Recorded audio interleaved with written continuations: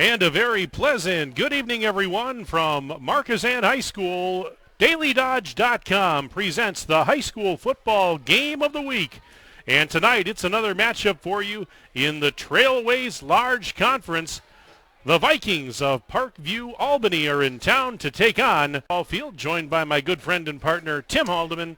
And Justin Wilski is our on-site videographer and engineer for tonight's video stream. Our video stream presenting sponsor tonight is Beaver Dam Piggly Wiggly. And tonight's game is also brought to you by Reed Chrysler Dodge Jeep Ram, Kevin Cardine, your American Family Insurance agent, Beaver Dam Community Hospital, Air Care, and Columbus Family Dental. Welcome into our broadcast, everyone, on DailyDodge.com. Hard to believe, but we are at the halfway point of the high school football regular season. It is week 5 of 9. And as I said, coming to you tonight from Markisan. Now, why are we here in Markisan? Well, we want to be, of course, but the real reason we're here tonight is because of you, the viewers, the fans. Markisan High School was the winner of our first fan vote of the 2019 season, and as a result, we are here tonight to bring you this action. And it's been some exciting action the first couple of weeks of the season, Tim, for Markisan, as the Hornets come in with a fine overall record of 3-1. More importantly, they're 2-0 in the conference. The Hornets lost their very first game of the year, 7-0 to Manawa back on August 23rd. They have not tasted defeat since then. Well, and Manawa's a good club, and, you know, John Dunleavy and his staff and Markisan as a whole, and I'm talking basketball, sports-wise in general, they've never backed down from anybody. The last couple of years they played St. Mary's in Fond. So many returning years. It's just something in the blood here in Markisan. Hey, one way to get better, and that's to play people that may be better than you. You know, it's just the way it is. Now, this ball game tonight, you look at it on paper, and it's probably, the Markisan faithful are looking at this as a tune-up for next week's big matchup with Houston. That's the big one, okay, in this in the Trailways Conference. So, Parkview coming in winless. No doubt the underdog here tonight, but there is a reason why you play these games. You know, one never knows. Funnier things have happened in the game of football. There's a reason why that ball is oblong as opposed to round.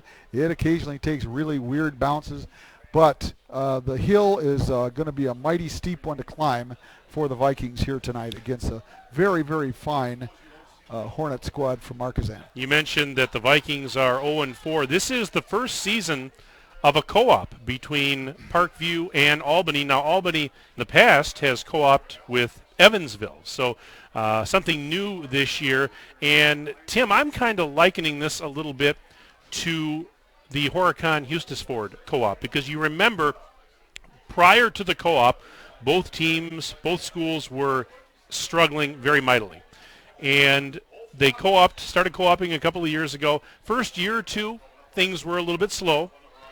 But then in year 3, things started to take off. And now the last couple of seasons, it's been some really good football for Houston. Could we make some? They're a very young team. They're inexperienced. A lot of guys don't have a lot of experience. They're basically learning on the job. So I think if we give this co-op a couple of years, it's possible that we could see some results similar to what Horicon and Hustisford has put together. Can't argue that. It's a possibility, but it takes real good quality people running the program.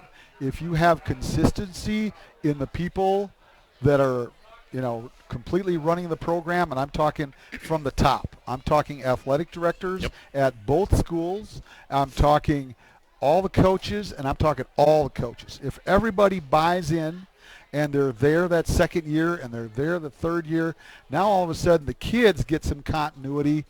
They understand the terminology. They understand the plays. The coaches have an opportunity to get these kids into the weight room, get them working year-round. Then it is a possibility. But if everybody doesn't buy in, it's not going to work. And Hustisford and Horicon deserve nothing but pats on the back all the way around, just because everybody's bought in, and it starts at the top in both communities. Well, unlike the teams that we've seen the last couple of weeks, Tim Haldeman, Parkview Albany will not likely be throwing the ball a whole lot tonight. We've seen some teams the last few weeks that love to air it out. Parkview Albany is a complete 180. They're gonna run the ball a lot tonight. Markisan, they're going to run the ball. They're going to throw the ball. It's for this season, but so far they've been very balanced. They have a real good run-pass balance. I know Coach John Dunleavy very pleased with the balance so far, and they've got some really talented players, some really good experience at the skill positions, maybe with the one exception being the quarterback. They have a sophomore quarterback this year, and that is Hayden Quaid. He is a sophomore, 6 feet tall, 150 pounds, taking over that spot this year. But you know what? He's done a pretty good job. Coach Dunleavy is saying he's actually been a pretty good leader so far, and hasn't made too many mistakes. Well, here again, it's the same type of thing. It's buying in. Are the seniors, the kids that are out there that are doing the coin toss right now, the seniors that have been elected by the rest of the squad as captains, are they going to buy in to this young man that's 2 years younger? Right. Are they going to buy in? Well, young Mr. Quaid has to prove to them that he's capable. And there is no doubt about it. First of all, he would be the quarterback if he wasn't a very, very fine athlete. John Dunleavy and his group are going to have an athlete at the quarterback position. That's all there is to it. If you've got a good high school football team at any degree, at any level, it's all led by the quarterback. Without a doubt, that young man has to be the leader. And if everybody else doesn't buy in, guess what? It's not going to work. It's plain and simple. So take a look at Bryce Friday running towards the sideline here. I hope he stops, because if he kept on going, he'd run into you and me, and we'd be goners. Because that young man, we've watched him. This is our third year that we've watched him play both offense and defense, Mike, and this kid's a blue chipper. There is absolutely no doubt about it. There is a number of Big Ten teams that are on his table, knocking on his door right at this moment in time. Not to say that he's going to go to a Big Ten school, because a young man from a very, very small school like this does not get a full ride. Whereas if you go to a little smaller Division I AA school or something of that stature, you get your education paid for. So he's got a lot of things on his table, and he's not by any means the Lone Ranger out there. There's, he's the big guy up front that if Markisan needs a yard on 3rd or 4th and 1, guess where they're going to run? I'm going to guarantee you it's right over the top of big number 50 in navy blue. Well, you mentioned he plays offense, he plays defense, and speaking of the Markisan defense, the Hornets' D has been outstanding over the last couple of weeks. Last week, the Hornets beat Dodgeland 40-2. The week prior, they were winners over Montello, Princeton, Green Lake 36-6. The most points they've given up in a game was week 2 in the win of 7 points. So Coach Dunleavy got to be very, very excited about how good the defense has been. He said, you know what, we can even be better, but he's very excited about the start. They have, some very good team speed on defense. He says our linebackers are young, but we've got some pretty good speed, and we're making plays. Well, I'll tell you what, when you take on a really good Manawa team in the first game of the season, and like I said, you get a defeat. You lose. Never a good thing sometimes. Sometimes it can only help your program. That is a possibility with this group of kids, because I'll tell you what, it'll be interesting to watch them play tonight. As we've already seen, Houston, they've got some talented kids over there. Let me tell you, that's going to be a heck of a ball game next week Too bad we can't bring you that one. We're going to pause. We'll keep it here, but we'll pause for the national anthem.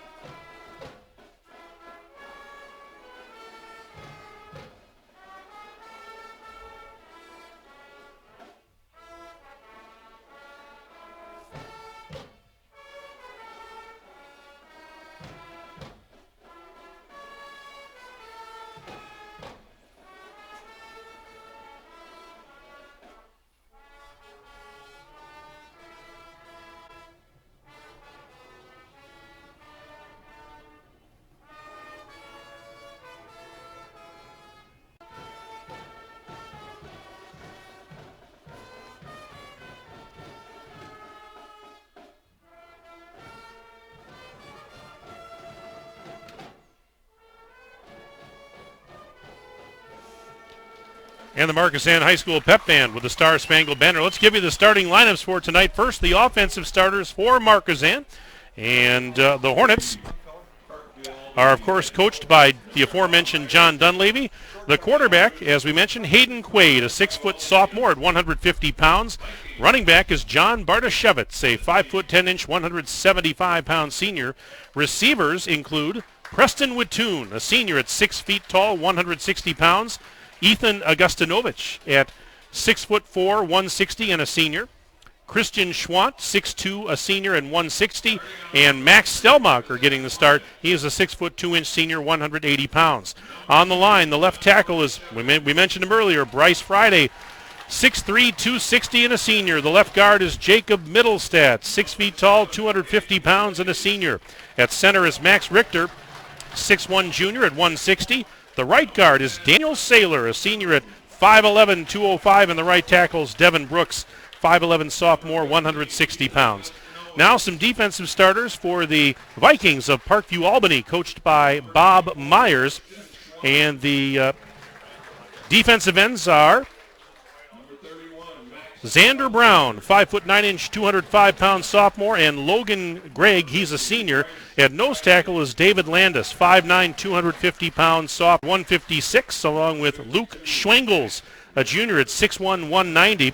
Outside linebackers include Javon Ferguson, a 6'2", 170-pound sophomore, and Nevin Crane, a senior at 6'1", 180. And looking at the secondary tonight, the cornerbacks are Clay Hulbert, a junior at 6 feet tall, 160, and Jericho Schwartzlow, a junior at 5'10", 150. Safeties are Calvin Barlas, a 6'1", 180-pound senior, and Maverick Kundert, a senior at 5'9", 185. Something I like to do each and every week is take a look at the big fellas up front. Centers with the 2 guards and the 2 tackles.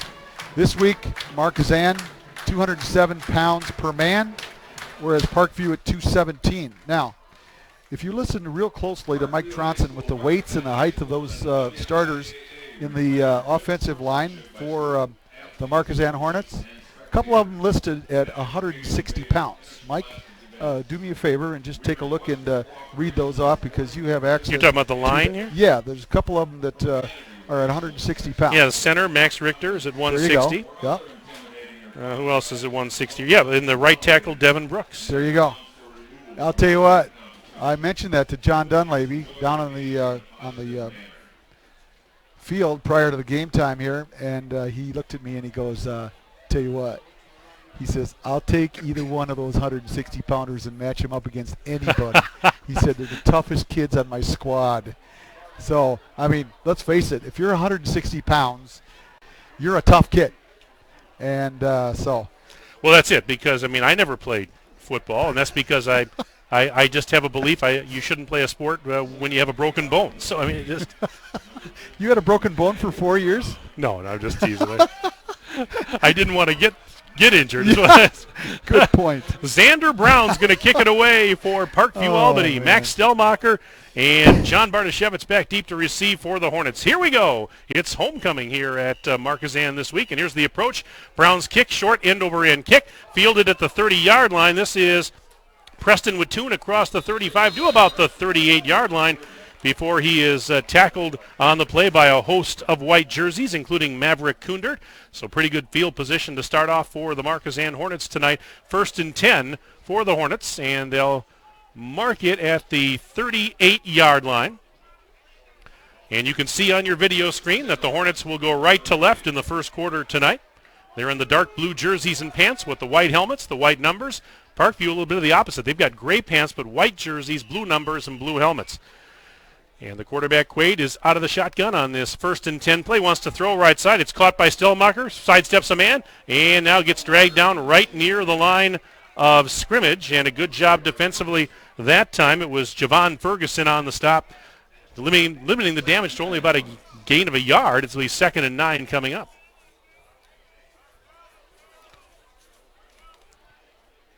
This is by far the warmest night of the high school football season thus far.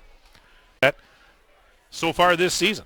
2nd and 9, and the handoff, and this is Bartoshevitz cut back, and he goes up the middle across the 40, out to about the 45-yard line, brought down a couple of yards shy of the sticks, but it'll set up a 3rd down and more manageable for the Hornets, as it'll be 3rd and about 3 to go from their own 45-yard line. Minute into the game, we're just underway here on DailyDodge.com. Thanks for tuning in tonight. Mike Tronson, Tim Haldeman with you. Justin Wilski, our videographer and on-site engineer. 3rd and 3 for the Hornets. High snap, and the give us to Stellmacher. Left side through a hole, and he gets taken down. He got through a hole, and I thought he might bust it to the outside, but he was tackled by Kundert, and it's going to be 4th down for Markisan after. Did he get anything on that play? Maybe a half a yard. We're going to give him a yard. We'll give him 1. We don't deal in fractions. We'll give him 1, and it's 4th and 2. They teach math in Minnesota? For sure. Yeah, For they sure. do. Yeah. Oofta, they do. 4th and 2. And this is Stellmacher back in punt formation for the Hornets. So that's a nice stand defensively by the Vikings to start the game. Charlie Vogt is back deep to receive for the Vikings. It's a fake. Run. And here he goes to the 40, 45, and he steps out where, though? He didn't get it. I don't think he got it. Let's see. Nope. They're marking him at about the 47. He had to get to the 48, and I don't think it's going to be enough. And again, we get blocked by the players on the sideline. We can't see exactly where he stepped, but yeah, the ball's going to go over. He only got a yard. Yep, the ball's going to go over on downs to the Vikings, and that is a huge defense Hornets. So the Vikings will take over 1st and 10. They're already in Markisan territory at the 47-yard line. And so they're going to go to work. Javon Ferguson is the quarterback for the Vikings, and he's out of the shotgun and will hand it off left side, and that's Kundert working his way down to the 46, maybe the 45. Let's see where they mark it here. Bryce Friday in on the stop for the Hornets, and it's a gain of only 1, so it'll be 2nd and 9 coming up. We're just underway, 9:45 and counting left in the opening stanza.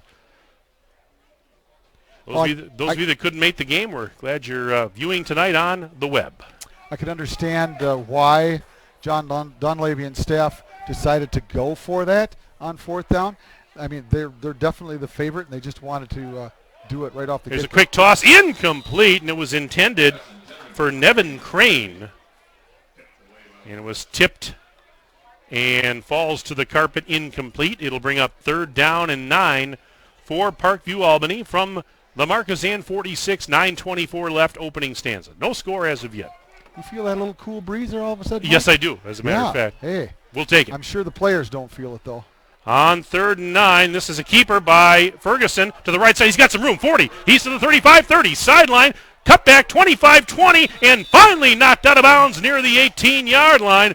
What a run that was, and a stop. The stop was made at the 18, I believe. Let's see. 27. That's a big run and then some for Ferguson and the Vikings, who now are in the red zone. 1st and 10 on the Markisan 19. And there was a flag, Mike. Was it on the bench, do you think? I didn't see a flag or a signal. They pointed. Sideline warning? Okay, warning. sideline warning. Yep. There we go. Yep. And look at this. The Vikings are hurrying up to the line. And handoff Another flag. Yep, and this is Vogt trying to go off the right side to about the 17, but let's see what we've got here, as there was a penalty marker thrown. Yep, a legal shift on the Vikings, so that'll back them up 5 yards, and it'll be 1st and 15 from the Markisan 24 after they mark it off.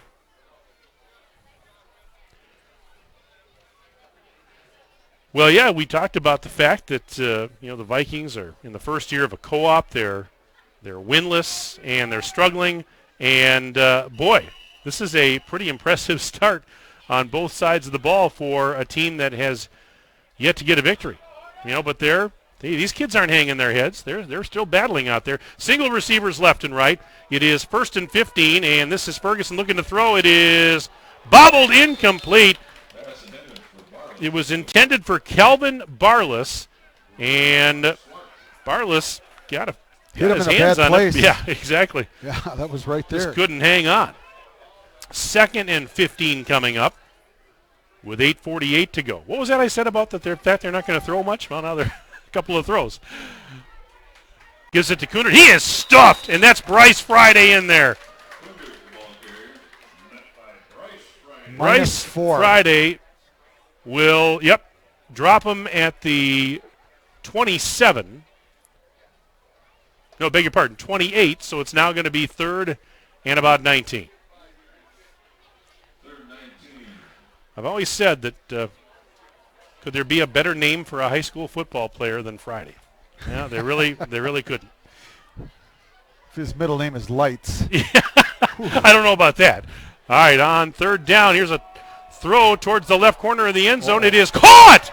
The defender fell down. Barless into the end zone. Touchdown, Vikings. Wow. With 8:05 to go in the first quarter, Parkview Albany's got a 6-0 lead, and that's a 28-yard strike. Well, that was just nothing but a jump ball, one-on-one with the cornerback out there in the left flat. That was Cole Stark, I believe. Am I correct? Yeah, Mike? he fell down, though. Yeah. He just didn't adjust to the ball, and when he did turn, I don't know if his feet got caught up with the intended receiver or what, but he hit the deck, and easy catch. And they're going to go for 2, and they're not going to get it. That was Cooner trying to run it in. It's no good. So with 8:05 left in the first period, it is now 6-0 in favor of Parkview Albany. Back in 1 minute on DailyDodge.com. At Reed Chrysler Dodge Jeep Ram in Beaver Dam, we are a second-generation family-owned business that has been in the Beaver Dam community for over 25 years. Our goal is to make the process of buying a vehicle fun again. No pressure, no hassle, just quality customer service from our friendly and experienced sales staff. So give us an opportunity the next time you're in the market for a new or pre-owned vehicle. The worst that can happen is we shake hands and part as friends, and if you catch us on the right day, you can enjoy one of Mom's amazing homemade cookies. Let our family take care of your family at Reed Chrysler Dodge Jeep Ram in Beaver Dam.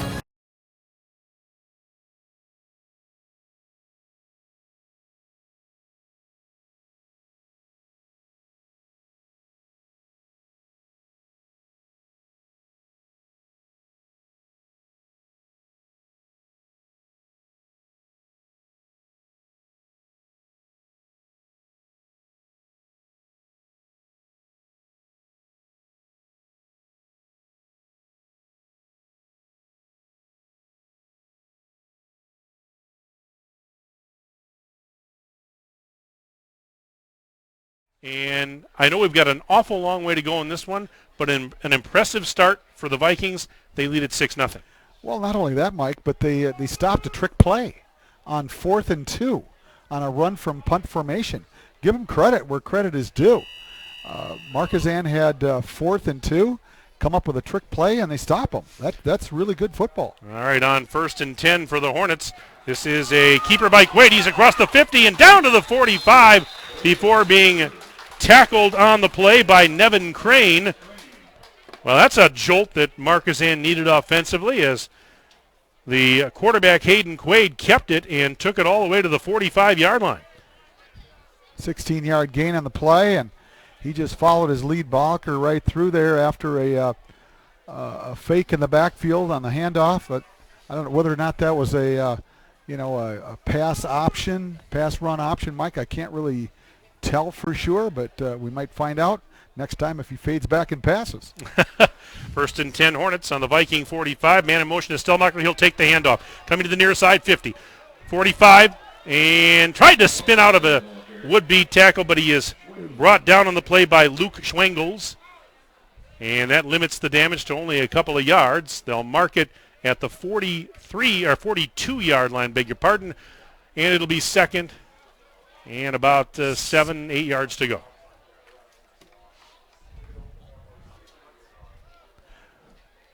So far, the only running threat for Markisan has been the quarterback, Hayden Quaid, with 2 carries for 43 yards. Second gets down near the 30-yard line.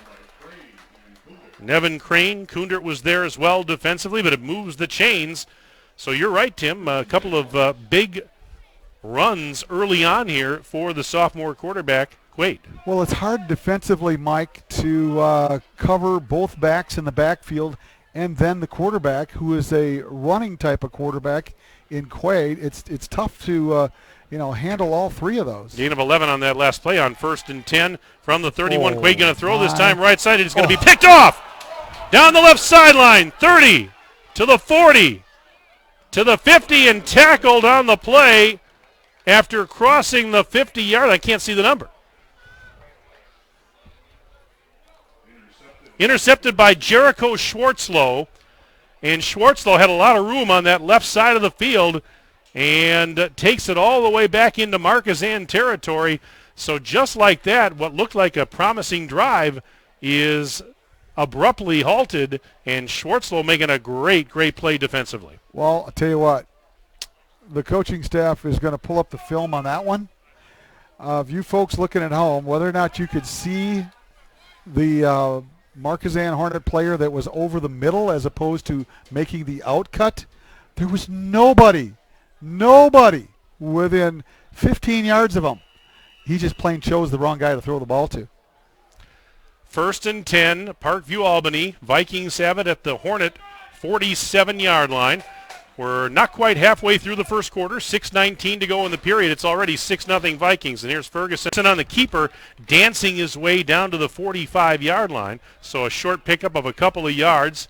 We'll give him 2, and it's 2nd and 8 coming up.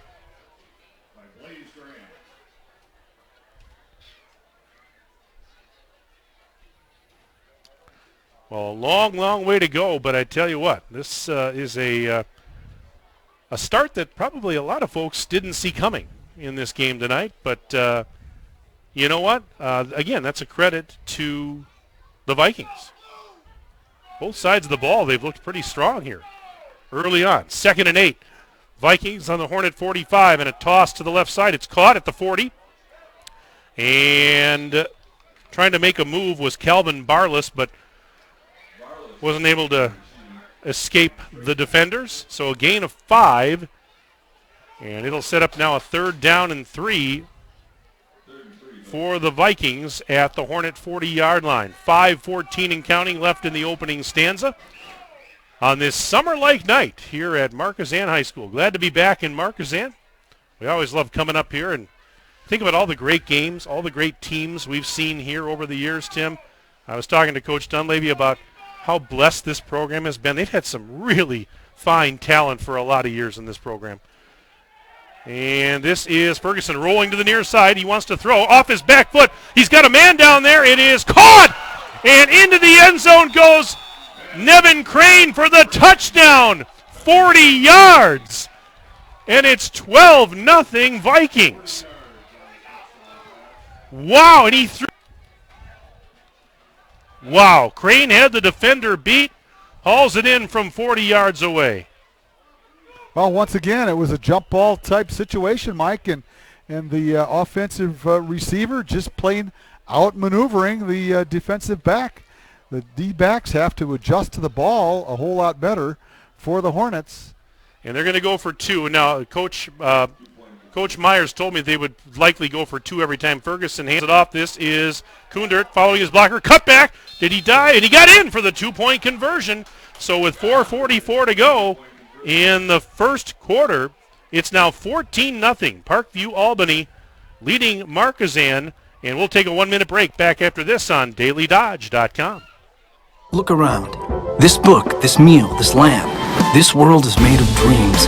So when people say American Family Insurance protects things, we shake our head no. Because we protect this, and everyone's dream is worth protecting.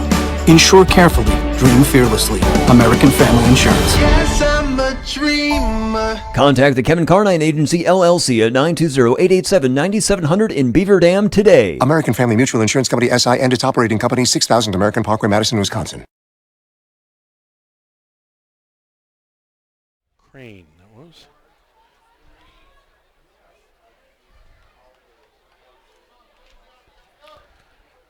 Well, folks, we come back with 4:44 remaining in period number 1, and Parkview Albany, they're in business, folks.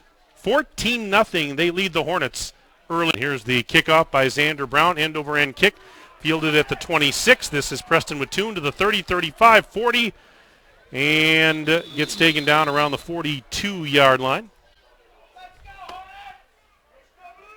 The locals down in front of us here, Mike, are a little shocked, probably about as shocked as you and I, to be very honest. They're sitting on their hands, as they say at the moment. This offense has to do something to get everybody fired up, Mike. All right, so it's 1st and 10 for the Hornets at their own 43-yard line. And out of the gun, Quaid will hand it off to Bartoshevitz. Cut back 45, dives towards the 49-yard line. Schwengels was out there defensively for Parkview Albany. And that is going to be a pickup. I gave him 7, and it'll be actually about closer to 6. We'll call it 2nd and a short 4. With the ball around the 49-yard line.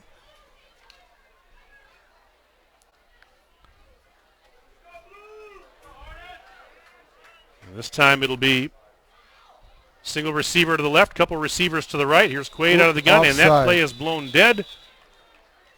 Let's see what we have here. I think Parkview went first. Could be wrong. We're going to find out from our official here in just a moment. Offside is the call. Yep. On the Vikings, which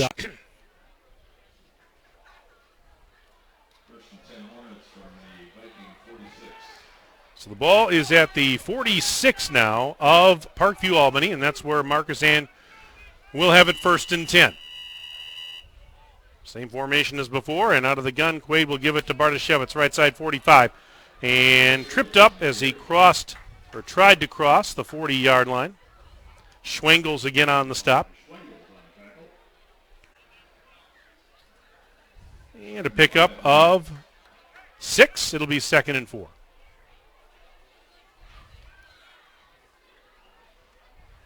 Well, you know, we've seen Markisan. They've had what appeared to be a couple of promising drives going early in this game, Tim, but not able to do anything as of yet. We'll see if this maybe the third time's the charm here. On 2nd and 4 from the 40. High snap, but handoff to Bartoshevitz. He's got the first down as he gets inside the 35 to about the 34. Zach Unseth on the stop for the Vikings. He's a senior, 5'10", 156, but it's a first down for the Hornets as they move the chains. Something to watch out for, Mike, as this ball game gets into the second half in particular. Parkview with very, very few players. There's not many substitutes. Yeah, their roster is sideline, very... and the majority of those guys are going both ways. So it's not a deep roster. Handoff Bartoshevitz, and he is going to be taken down by Crane and company at around the 25. Nothing fancy about that. Handoff to Bartoshevitz. Gets done after a gain of 9, but we have a timeout called by Parkview Albany with 2:38 remaining in the opening stanza. Our score is Parkview Albany 14, Markisan nothing.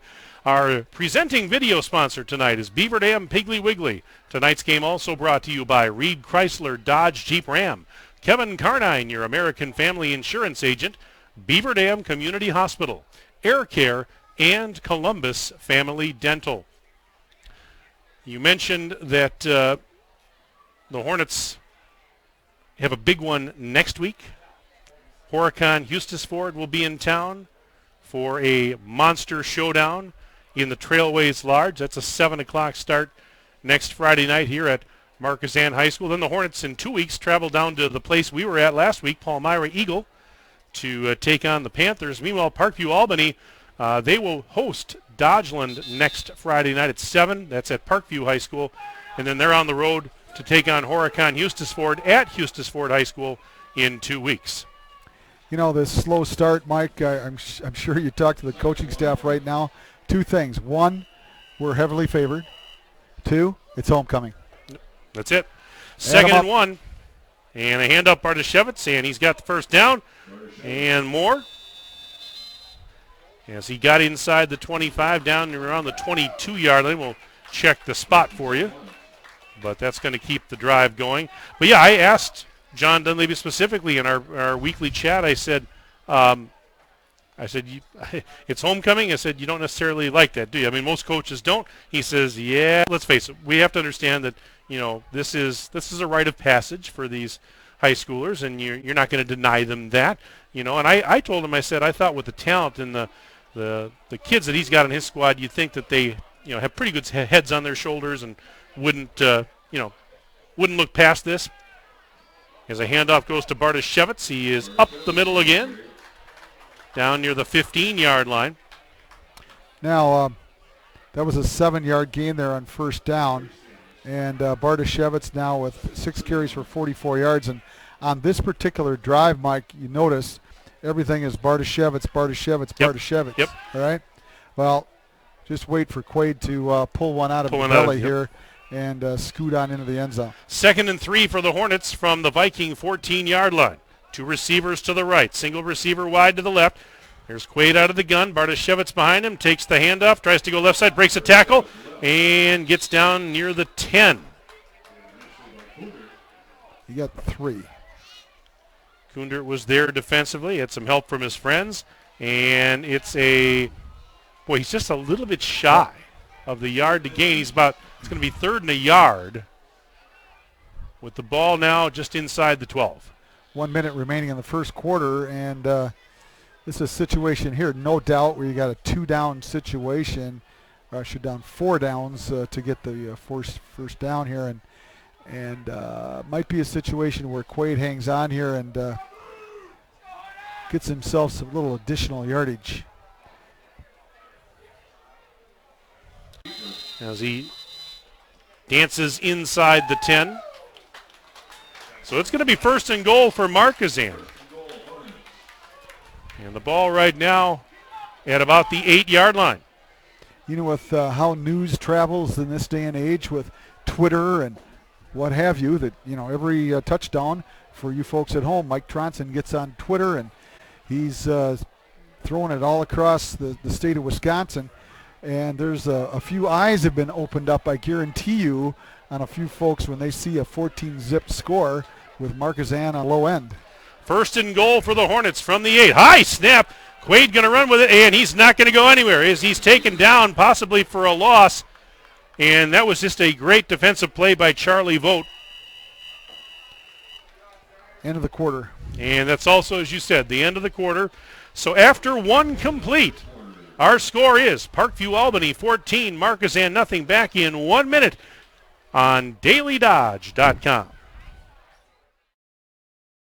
Sports injuries, nagging aches and pains. It's frustrating when your mobility is limited, preventing you from enjoying an active life. Beaver Dam Community Hospital's Institute for Movement and Orthopedics utilizes the latest surgical solutions to help you live pain-free. Their team of experts, from orthopedic surgeons to physical therapists, are in one location, collaborating to customize a plan that reclaims your quality of life. Learn how they can seamlessly maximize your mobility. Visit bdch.com/IMO.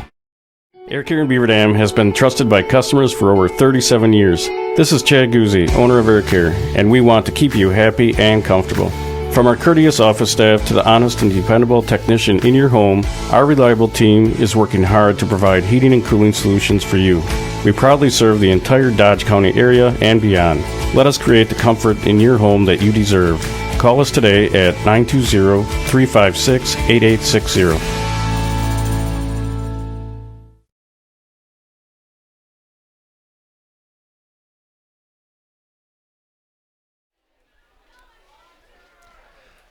Second quarter getting underway here at Markisan High School on Homecoming 2019. And for the Hornets, as we start the second quarter, 2nd and goal Markisan at the Viking 9-yard line. And the handoff goes to Stelmacher. Round the corner left side. Gets towards the 5 and gets knocked out of bounds. Let's see where they spot it here. This is at about the 4, it looks like. So that would be a gain of 5, and it'll be 3rd and goal from the 4-yard line. 14-0. Parkview Albany leads this game, but Markisan trying to get things turned around here and get on the board. Long way to go, as we said, but it's been a rough start. Bryce Friday lines up as the left tackle. We'll see if they go that route. And on 3rd and goal, they handed up a little misdirection play, and I'm trying to see, that was Bartoshevitz, I believe. Yep, Bartoshevitz on the carry, but no gain. There was no gain, and another great defensive play by Schwengels and company. And so now it's 4th and goal, obviously 4-down territory here. 11:35 and counting left in the first half, and Markisan faced with a 4th and goal from the 4. Now we saw the Vikings snuff out that trick play early in the game. Can they come up with another big defensive stop right here? They're going to put 3 receivers on the right, 1 to the left, on 4th and goal from the 4. Quaid takes the snap. Ball's going to go over on downs to the Vikings with 52 seconds from gone in this second quarter. It's still 14-0. Parkview Albany on top. And again, the defense holds. That one just never had a chance. And he had a lot of time back there to pick out a receiver. And, boy, I'm not so sure if the Shack could have caught one of that ball. Probably not. That ball was airmailed over the goalpost practically. On 1st and 10, they'll hand it off, and this is Vogt running right side. And gets taken out by, I think that was Schwant. Let's see here. Yep, Christian Schwant. After a gain of only a couple. Out to about the 6-yard line, where it'll be 2nd and 8 after the pickup of 2 yards. All the games that I've seen in my life, Mike, that start out similar to this, it takes the defense to come up with a play. Here's a toss out to the near side. It is incomplete, intended for Barless, and the nearest defender was a couple of yards away, and Barless just could not hang on. Caleb Stoll was out there for the Hornets in coverage, but Barless just could not hang on, but he had separation. Quite a bit of room out there to work with. And had he caught the ball, there was a lot of green grass if he gets past that one guy. Boy, I'll tell you, the cornerbacks for Markisan have really been beaten early in this ball game, Mike. It's going to take some tough work by those kids to make some plays here. All right, this is a big 3rd down, 3rd and 8. And this is Ferguson running, now throwing off his back foot. It is incomplete. And so now a punting situation here. I mentioned that was a big 3rd down because now Markisan has forced the Vikings to punt it from their own end zone. 10:31 left in the first half of play. Still 14-0 in favor of Parkview Albany, but the Hornets are going to get the ball back, and they're going to have very good field position, barring a monster punt here. And sometimes special teams have to make the plays that get things started for you. So here we go as the snap is back. Low snap, dug out. The punt is away, and it will take a Vikings bounce and go out to the 37-yard line and be downed right there. It was Logan Gregg to punt it, and no return. And so again, the Hornets with really, really good field position, trailing by a couple of touchdowns. 10:20 to go until intermission. You know, we talked about the struggles of Parkview Albany, and in fact, this is their first year co-oping. You know, you dig a little deeper, Tim Alderman. The last 2 years, Parkview didn't have a JV team. So that's why these kids are on the varsity basically learning on the job. They finally have a JV team this year. They started the season 3-0. That's a good sign. And this is Bartoshevitz off the right side, inside the 30, down inside the 25, and John Bartoshevitz with a nice run. 15 yards on the carry. Upended by Schwartzlow, but a gain of 15. And that'll put it at the 23-yard line, 1st and 10 for the Hornets in Viking territory. This is a co-op that give them a few years. They might see some better results. Well, the JV team started the year 3-0. Not sure what they did the other night, but won their first 3. Keeper, Wade, breaks a tackle to the right side, and he's down inside the 15. There was a flag down. It came out right away, so like it. Well, we're not going to check it out. Oh, it's on Markisan. So this one is going to come back. I thought I heard illegal formation was the early indication, and it's procedure. So that'll back him up.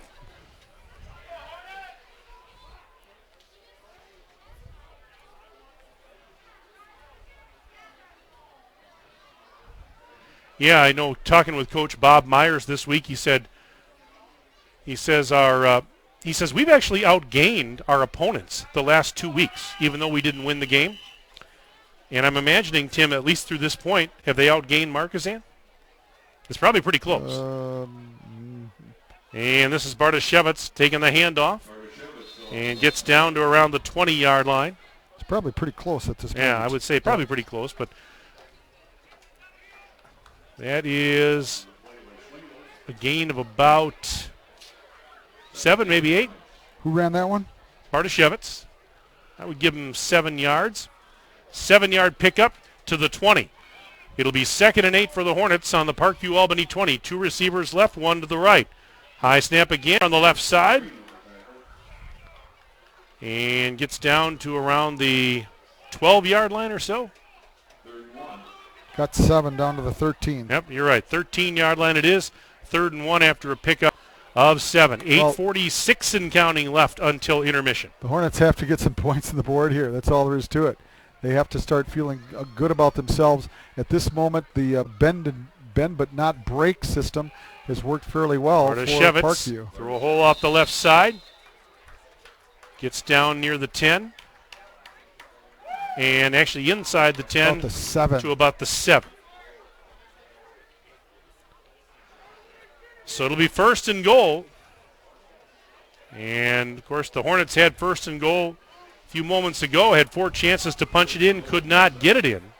See if they can do it this time. All right, 1st and goal, Hornets from the Vikings 7. And the fumble on the exchange. Quaid got it back, by the way. He was trying to give it to Bartoshevitz. There was a fumbled exchange, and Quaid was able to fall on it. So it'll be 2nd and goal. Did they lose the yardage? They did, back to, it's like the 9. So a loss of 2. Well, I'm told by our engineer, Justin Wilski, that we have viewers all over the country and all over the world tonight here on DailyDodge.com. We've got viewers tonight from Dallas, Texas, Wichita, Kansas, and Indianapolis, Indiana. And I'll tell you about the one around the world, too. 2nd and goal from the 9. High snap. Quaid going to throw. It is caught. Hauls it in from 9 yards out, and the Hornets are finally on the board. Little square in. Schwant ran a nice pattern. Had a one-on-one move against the cornerback on the near side and got the ball right at the goal line. And there's the start for the Hornets. So now the Hornets are going to go for 2 as Quaid gives it to Bartoshevitz, pushing his way towards the goal line. Did he get in? Yep. Yes, he did. 2-point conversion. So with 7.5 to go until intermission, it's now 14-8. Parkview Albany. Let's step aside. A 1-minute break. We're back after this on DailyDodge.com.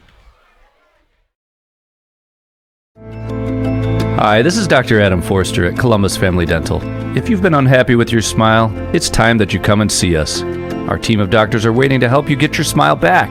We'll take the time to talk with you and treat you like a member of our family, not just another number. Whether it's a whole mouth makeover or simply a little tweak, we'll find the right solution that fits you. For your free, no-pressure consultation, call us today at 623-5559. Reed Chrysler Dodge Jeep Ram in Beaver Dam, we are a second-generation family-owned business that has been in the Beaver Dam community for over 25 years. Our goal is to make the process of buying a vehicle fun again. No pressure, no hassle, just quality customer service from our friendly and experienced sales staff. So give us an opportunity the next time you're in the market for a new or pre-owned vehicle. The worst that can happen is we shake hands and part as friends, and if you catch us on the right day, you can enjoy one of Mom's amazing homemade cookies. Let our family take care of your family at Reed Chrysler Dodge Jeep Ram in Beaver Dam. Penalty.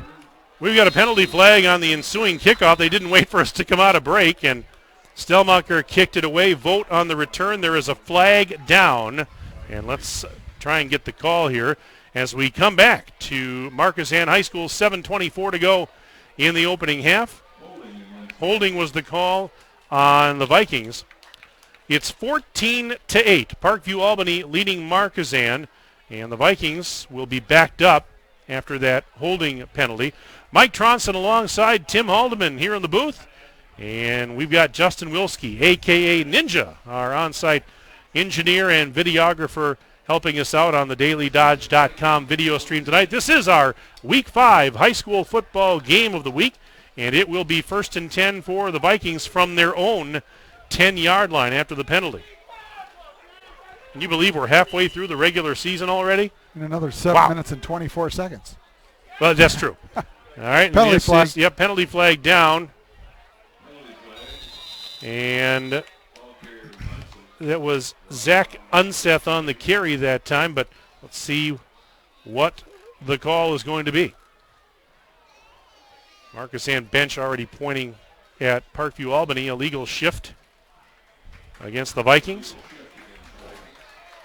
By the way, I was talking about those viewers we have tonight in Dallas, Wichita, Indianapolis. We also have some folks tuning in tonight in Croatia. How about that?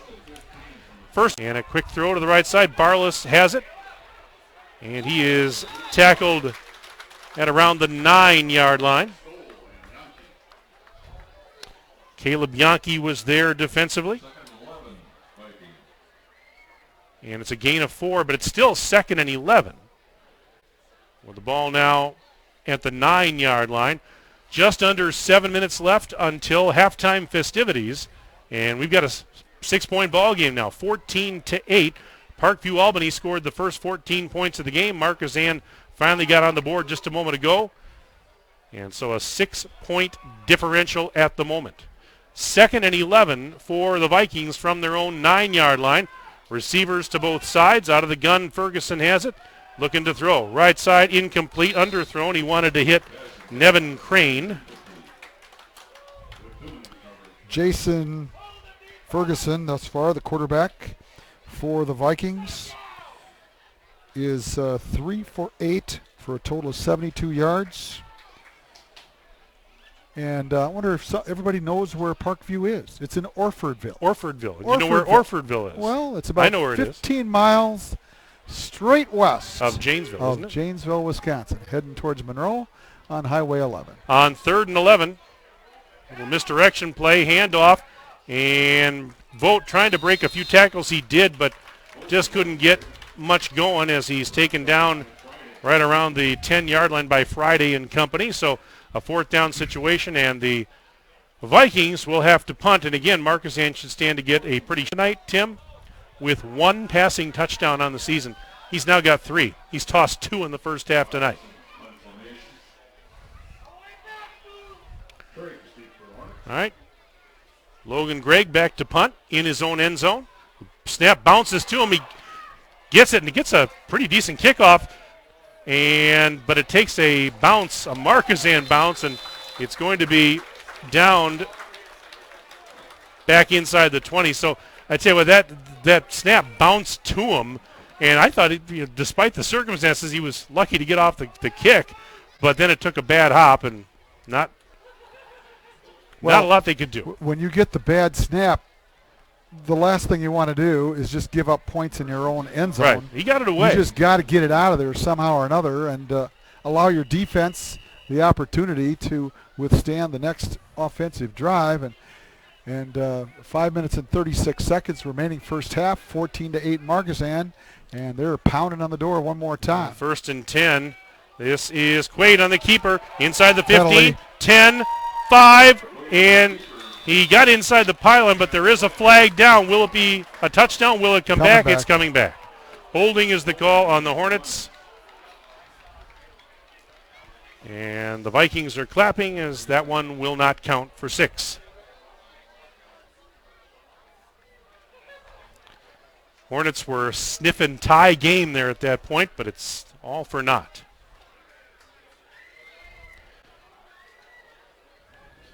Have you ever been to Orfordville?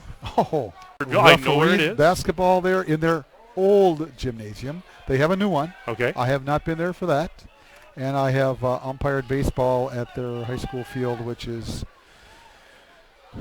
not what I would call the best facility in the state of Wisconsin, but it worked. All right, first and 22, back at 27. Hand off to Stellmacher. Stutter steps up the middle, breaking a tackle or two along the way. Got 5. Luke Schwengels brings him down. And the ball now at about the 22, as you said, Tim, gain of close to 5. And it'll be second down and about 17 to go. Just under 5 minutes left in this first half on a muggy night here in Markisan. Hornets trying to get even, possibly take the lead here on this possession. We'll call it second and 16. And Quaid gives it to Stellmacher, and he breaks a tackle. Now he's inside the 10. He's to the 5 and into the end zone. Touchdown, Markisan. Stellmacher runs it in from 16 yards out. And we are tied at 14. And now a chance for the Hornets to take the lead on the conversion try. I'll tell you what, he escaped a couple of would-be tacklers on the left side of the offensive line. And once those arm tackles were evaded, it was clear sailing, nothing but green grass. So we're knotted at 14 to be. A kick up and good, and I don't have a 65 on my roster. But it's 15 to 14 in favor of Markesan, and we'll take a 1-minute break. Back after this on dailydodge.com. Look around. This book, this meal, this lamb, this world is made of dreams. So when people say American Family Insurance protects things, we shake our head no. Because we protect this, and everyone's dream is worth protecting.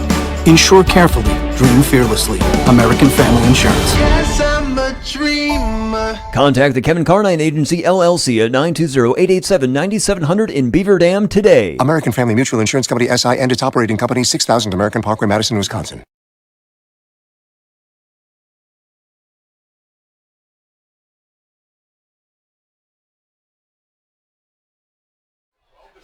Here we go. Chester Marcole. Oh, my God. We are back, and just like that, Tim Haldeman, Markisan's in front by 1, and you found out our mystery player, the kicker.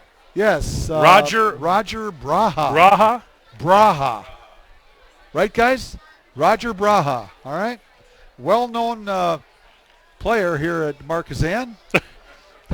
So well-known, he's not on the roster. That's how well-known he is. Well, he's so well-known that you didn't even need him on the roster. That's how well-known he is. I guess not, huh? Yeah. Well, now for future reference, we know who he is. Here's the ensuing kick, and it will be bobbled and fielded. Down. It is over. So no chance for a further return. But, yeah, so 15 unanswered by the Hornets to now take a 1-point lead, 15 to 14 with 4:35 remaining in the first half of play. So Stellmacher running it in from 16 yards out. Stellmacher, that is his 6th rushing touchdown of the season. He came into the night with 179 yards rushing, averaging almost 7 yards a carry. And that's his 6th TD of the season. First and 10 for the Vikings on their own 24.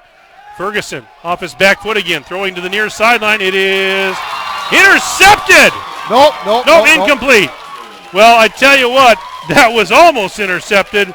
Caleb Stoll Great job in coverage, and for a moment it looked like he had it, but could not come up with it, but still a great defensive play to break that up. Well, that was just nothing fancy, but a fly pattern down the left side by the offensive receiver, and credit the defensive back this time with the opportunity to turn his head and to make a play on the football. Should have had it. Second down, they hurry it up. And Ferguson that time kept it, but boy, nothing happening as he tried to go off the right side. I lost him in a mass of humanity. Let's see, no gain or loss. It'll be third down and 10 for the Vikings as we are now at 4 minutes and change remaining until the 1 over Parkview, Albany. Markisan starting to flex their muscles now. Yes, they are. Yeah.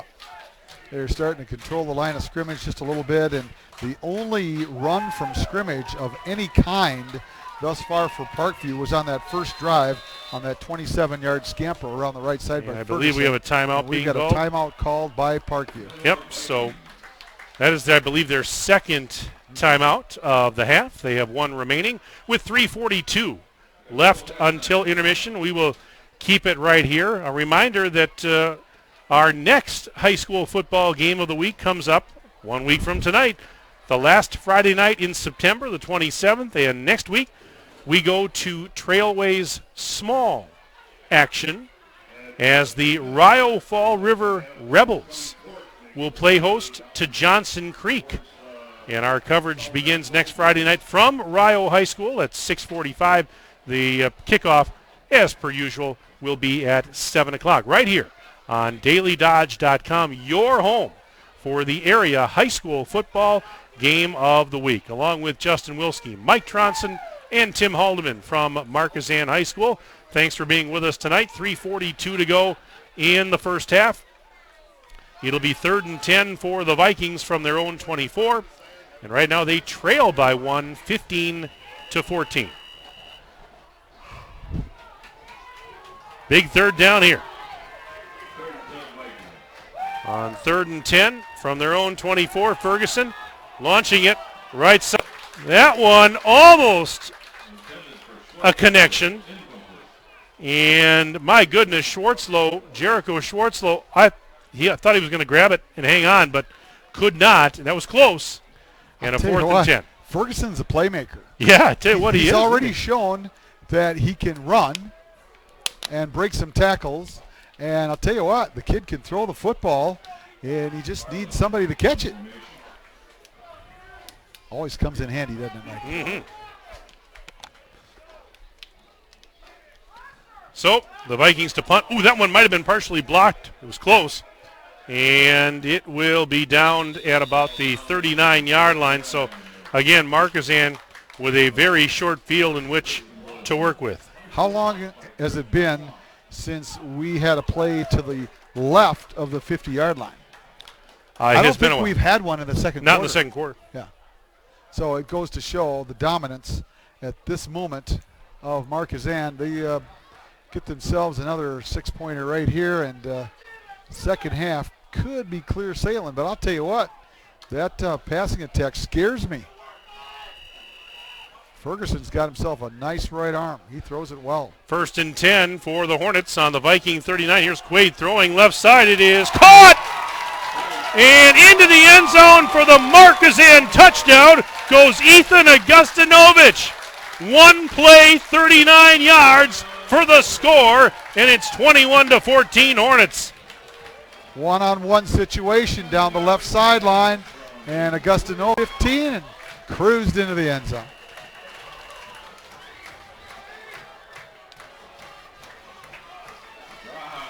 So now the extra point attempt by Braha is up and good.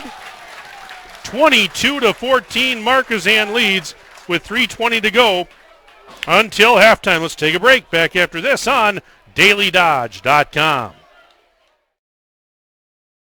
Sports injuries, nagging aches and pains. It's frustrating when your mobility is limited, preventing you from enjoying an active life. Beaver Dam Community Hospital's Institute for Movement and Orthopedics utilizes the latest surgical solutions to help you live pain-free. Their team of experts, from orthopedic surgeons to physical therapists, are in one location, collaborating to customize a plan that reclaims your quality of life. Learn how they can seamlessly maximize your mobility. Visit bdch.com/IMO.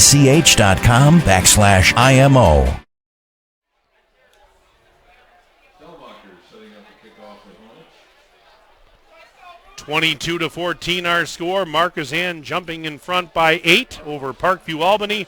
3:20 left until halftime. Here's the kick. Fielded back near the 15, and this is Vogt. Broke one tackle. And Vogt brings it out to about the 29, maybe the 30. We'll see where they spot it. But 22 unanswered now by the Hornets to take an 8-point lead. Boy, I'll tell you what, that last pass by a sophomore quarter on the numbers and in stride, there was no fight. It was not even a contest.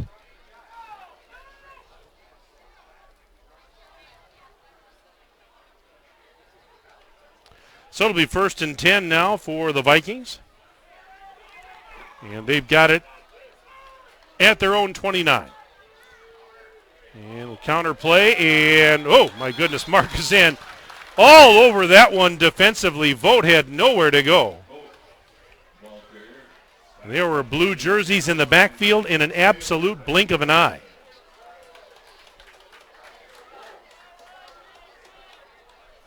-3 on that. Loss of 3 and 2nd and 13 coming up.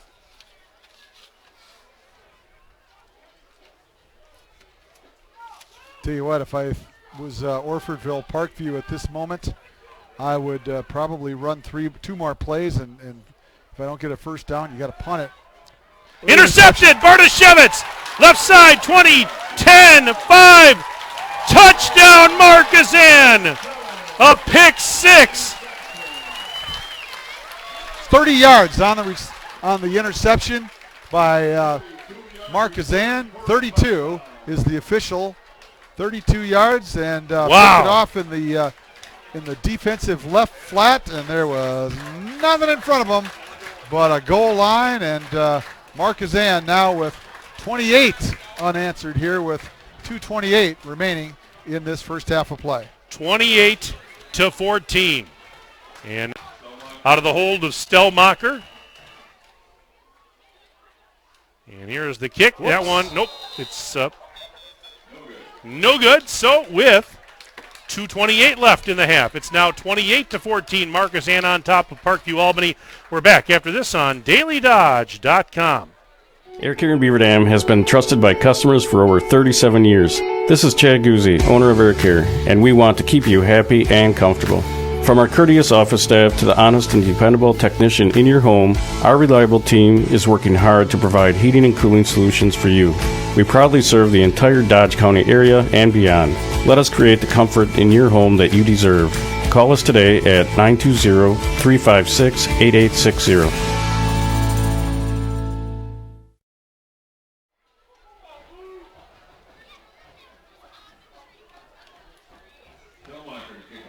Stellmacher will kick it off for the Hornets, who now have scored 28 unanswered. They are doubling up Parkview Albany 28-14 with just under 2.5 minutes to go in the second quarter.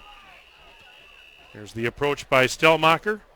Low end over end kick and a bounce, and be taken around the 19 to the 25 left sideline and taken down was Jericho Schwartzlow, and that's where the Vikings will take over around their own 26.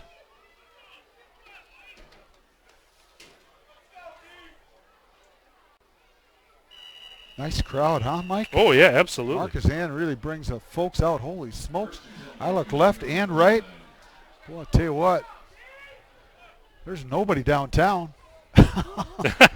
No, there isn't. And on 1st and 10, they'll keep it on the ground. Ball's on the ground, but they killed it. Yep. Ferguson kept it that time. Looks like he lose a yard. Oh, timeout by.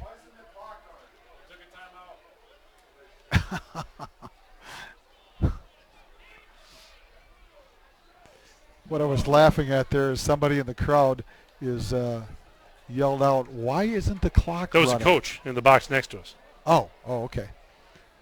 I thought it was a fan down below us. Yeah, timeout was taken by Markisan with 2:14 left in the first half. We'll keep it here on dailydodge.com, our high school football game of the week. It's homecoming 2019 at Markesan, and after a slow start, it has been lights out for the Hornets as they now lead it 28-14. Hayden Quaid has tossed 2 touchdown passes in this second quarter tonight. He came into the game with 3 touchdown passes on the season. He's now up to 5. 442 yards passing coming into the night. And Tim, where's he at right now? I got him at 109 yards through the air in he's 3 for 6 for 109 and 2 touchdowns. Halftime.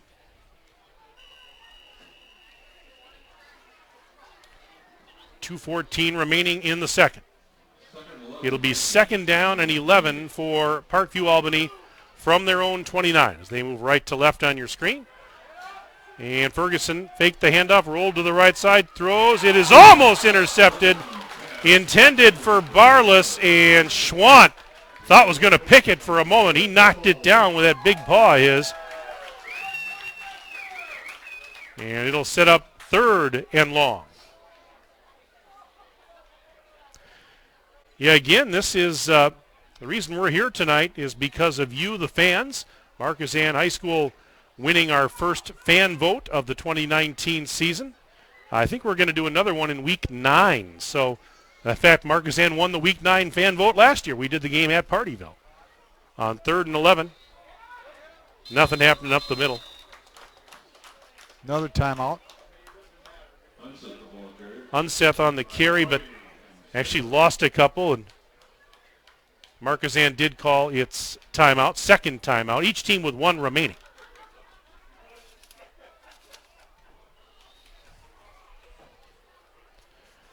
But, yeah, so congratulations again to Markisan on winning that fan vote this week, and we'll do it again come up in Week 9. Tonight's game brought to you by Reed Chrysler Dodge Jeep Ram, Kevin Carnine, your American Family Insurance agent, Beaver Dam Community Hospital, Air Care, Columbus Family Dam, Piggly Wiggly.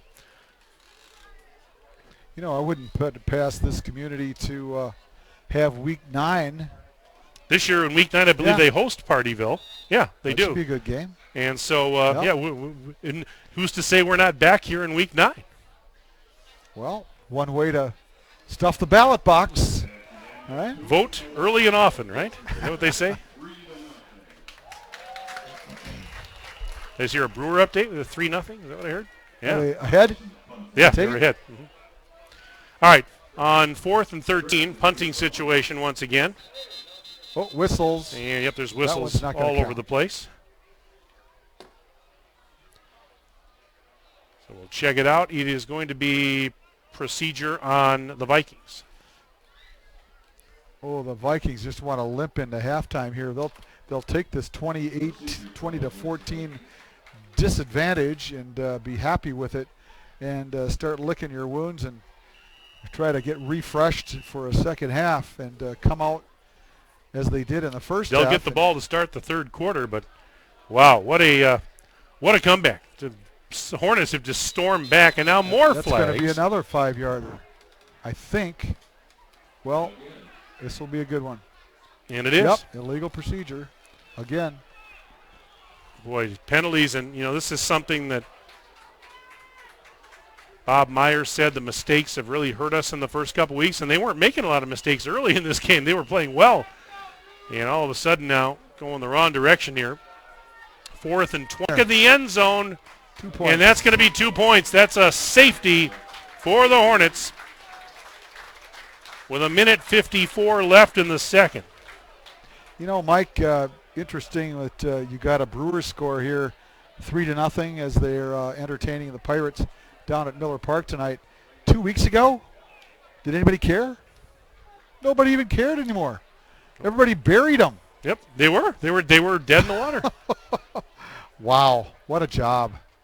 Absolutely fantastic. And the one night I go, which happened to be Wednesday night, they lost 2-1. I know. I go Wednesday. I'm at the same right. game as you are, You were and there. they lose. I know. Yeah. We weren't together, though. How in the world did that happen? I don't know. I don't know. 30-14 now. Markisan leads, and the Vikings will have to kick it away here momentarily. Yeah, I mean, I admit it. I am the first to admit that I had given up on the Brewers. I said, nope, they're done. I said, it's football season. Let's worry about that.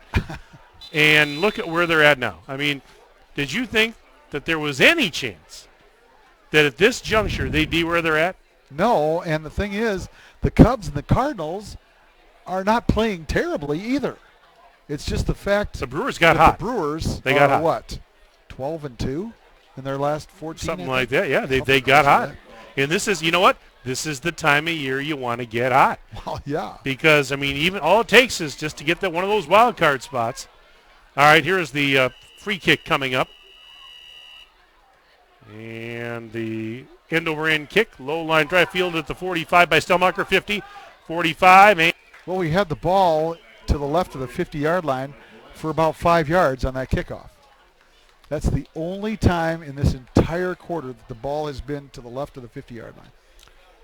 Well, if you look at my, Tim, the viewers can't see it, but I've got a running sheet here of all the scoring plays. Mm-hmm. Look at all those scoring plays in the second quarter. We'll talk about that at halftime. 30-14. Markisan leads, and now Markisan a 1st and 10 from the Viking 43. Quaid back throw, flag on the play, and he is dropped. Yeah, sacked, but let's see if it's going to stand or not here. As that was Schwengels getting in on the sack. Procedure against Markisan. And do they enforce it? Do they accept it, or do they decline it? Oh, I would decline it if I'm them. -6 on the attempted pass and the sack. All right, 2nd and about 16 from the right around the 50-yard line. So that, or they mark it around the 49, I guess, but.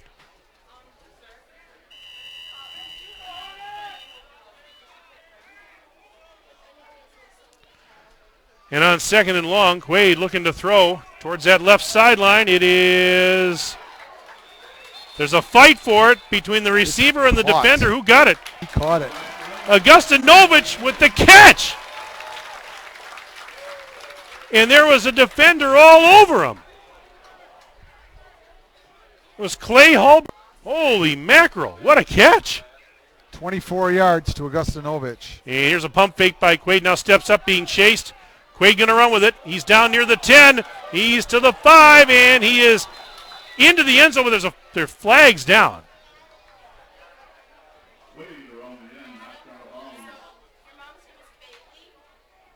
Let's see what we got.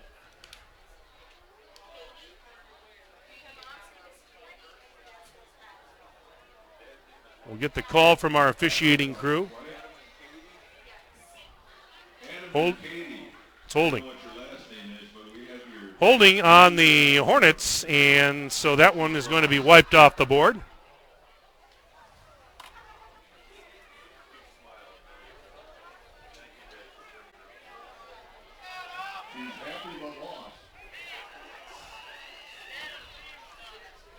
All right, 1st and 8 on the 25, and sacked, yep. And coming around, that was Javon Ferguson. He's the quarterback on offense. He can play defense, too. Ferguson gets in there for the sack of Quaid. 59 seconds and counting left in the half. 2nd and about 13 after the loss on the play of close to 5. Here's Quaid out of the gun. Looking to throw, and left side, it is intercepted on the right sideline, and then it was fumbled, but I think the play, was he out of bounds or was the play over? I think it was fumbled out of bounds. I was trying to see who picked it off. Again, it's so far away from us, and even through the binoculars, tough to see them. It's their ball. Well, now we, again, it was tough to tell. Did he fumble it out of bounds? Did he fumble it? Was it recovered by the Hornets? What are they saying? I think it is Markisan ball. Yep. And that's what they're saying. Yep. Wow. We had 2 turnovers in a matter of about 4 seconds. 4 seconds. First and 10. First and 10 for the Hornets on the 36 of Parkview, but now a timeout. This is the final timeout for the Vikings here in the half. Well, boy, that got kind of strange there all of a sudden, didn't it? We weren't quite sure was it whose ball it was going to be, but catch and a fumble, okay. And then we weren't sure if it fumbled out of bounds, so there you go. But anyways, first and 10 coming up for the Hornets after the timeout on the 36-yard line of Albany. 30-14 is our score. Markisan in front, 42 seconds remaining. If you're just joining us, well, the story of the game is simple. The Vikings scored the first 14 of the game, and now 30 unanswered by the Hornets as we are almost to intermission.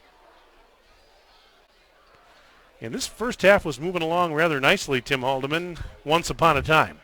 And it has bogged down. There's been a lot of points in the scoreboard. There's been a lot of points on the scoreboard. That's the thing. Right? Yes, there has. Absolutely. Yeah, in fact, 4 scores in the since the 4:38 mark. Wow. Here we go on first and 10. Quaid out of the gun. Receivers, 2 of them to the right, 1 to the left, and Quaid back to throw. Pressure coming. Screen. Dumps off a screen. Bartoshevitz, left side 30. He's to the 25, and out of bounds he goes. Screen pass. And they will mark this where? At the 25, so that was a gain. 24. Let's see, where's it? The 36, right? So now it's down to the 25, gain of 11. And a little throw out to the near side. Schwant makes the catch, fumbles the ball, and is it out of bounds? It is. Again, we couldn't see it go out of bounds near the Markisan bench, but it was, so the Hornets will keep it. 28 seconds remaining in the first half.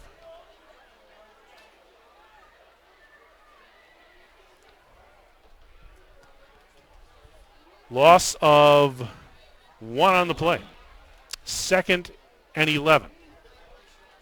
Ball now at the 26. See the marching band getting ready to do their halftime performance on homecoming night 2019. Quaid out of the gun, has the snap. Looking to throw.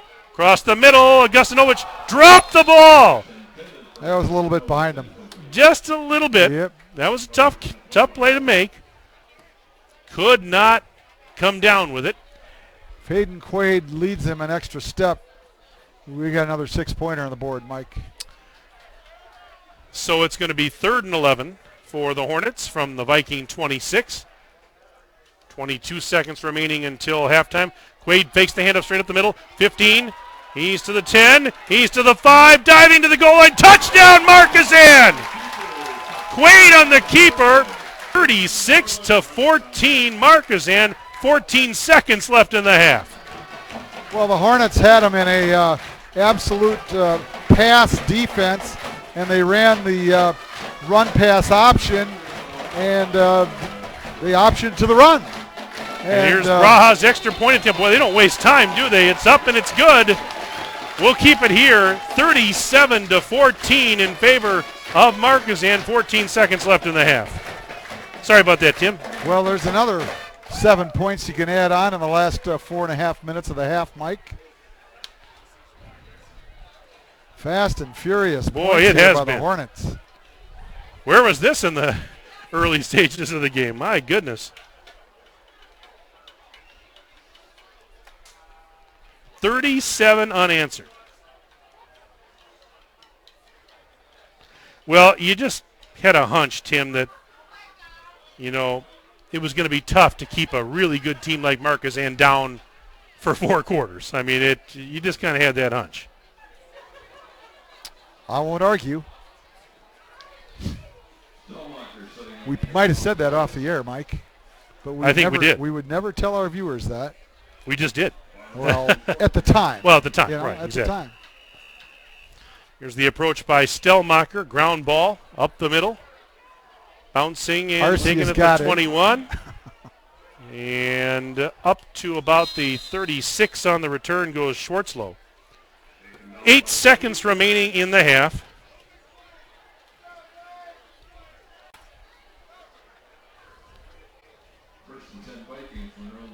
First and 10, Parkview, Albany. And they've got it at their own 37-yard line with 8 seconds to go in the half.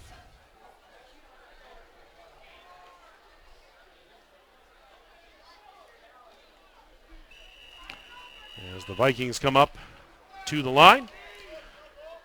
Single receivers left and right. A couple of wingbacks on the left side, and here is Ferguson to throw. Right sideline, and it is going to be incomplete. Double coverage out there. Looks like he was trying to hit Schwartzlow. And again, a couple of blue jerseys down there in coverage. 2 seconds remaining in the half, barring anything in the variety of a defensive penalty. Probably going to be the last play of the half.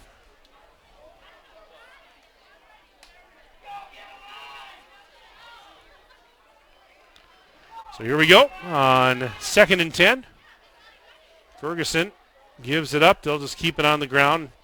And that is it's the guy on the bottom of the pile yep. with 4 blue jerseys on top of him.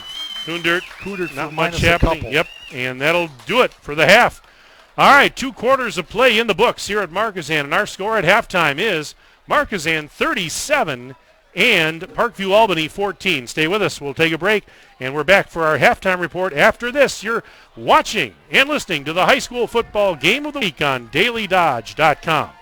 At Reed Chrysler Dodge Jeep Ram in Beaver Dam, we are a second-generation family-owned business that has been in the Beaver Dam community for over 25 years. Our goal is to make the process of buying a vehicle fun again. No pressure, no hassle, just quality customer service from our friendly and experienced sales staff. So give us an opportunity the next time you're in the market for a new or pre-owned vehicle. The worst that can happen is we shake hands and part as friends, and if you catch us on the right day, you can enjoy one of Mom's amazing homemade cookies. Let our family take care of your family at Reed Chrysler Dodge Jeep Ram in Beaver Dam. Look around. This book, this meal, this lamp, this world is made of dreams. So when people say American Family Insurance protects things, we shake our head no. Because we protect this, and everyone's dream is worth protecting. Insure carefully, dream fearlessly. American Family Insurance. Yes, I'm a dreamer. Contact the Kevin Carnine Agency, LLC at 920-887-9700 in Beaver Dam today. American Family Mutual Insurance Company, SI, and its operating company, 6000 American Parkway, Madison, Wisconsin. Sports injuries, nagging aches and pains. It's frustrating when your mobility is limited, preventing you from enjoying an active life. Beaver Dam Community Hospital's Institute for Movement and Orthopedics utilizes the latest surgical solutions to help you live pain-free. Their team of experts, from orthopedic surgeons to physical therapists, are in one location, collaborating to customize a plan that reclaims your quality of life. Learn how they can seamlessly maximize your mobility. Visit bdch.com/IMO. Air Care in Beaver Dam has been trusted by customers for over 37 years. This is Chad Guzzi, owner of Air Care, and we want to keep you happy and comfortable. From our courteous office staff to the honest and dependable technician in your home, our reliable team is working hard to provide heating and cooling solutions for you. We proudly serve the entire Dodge County area and beyond. Let us create the comfort in your home that you deserve. Call us today at 920-356-8860.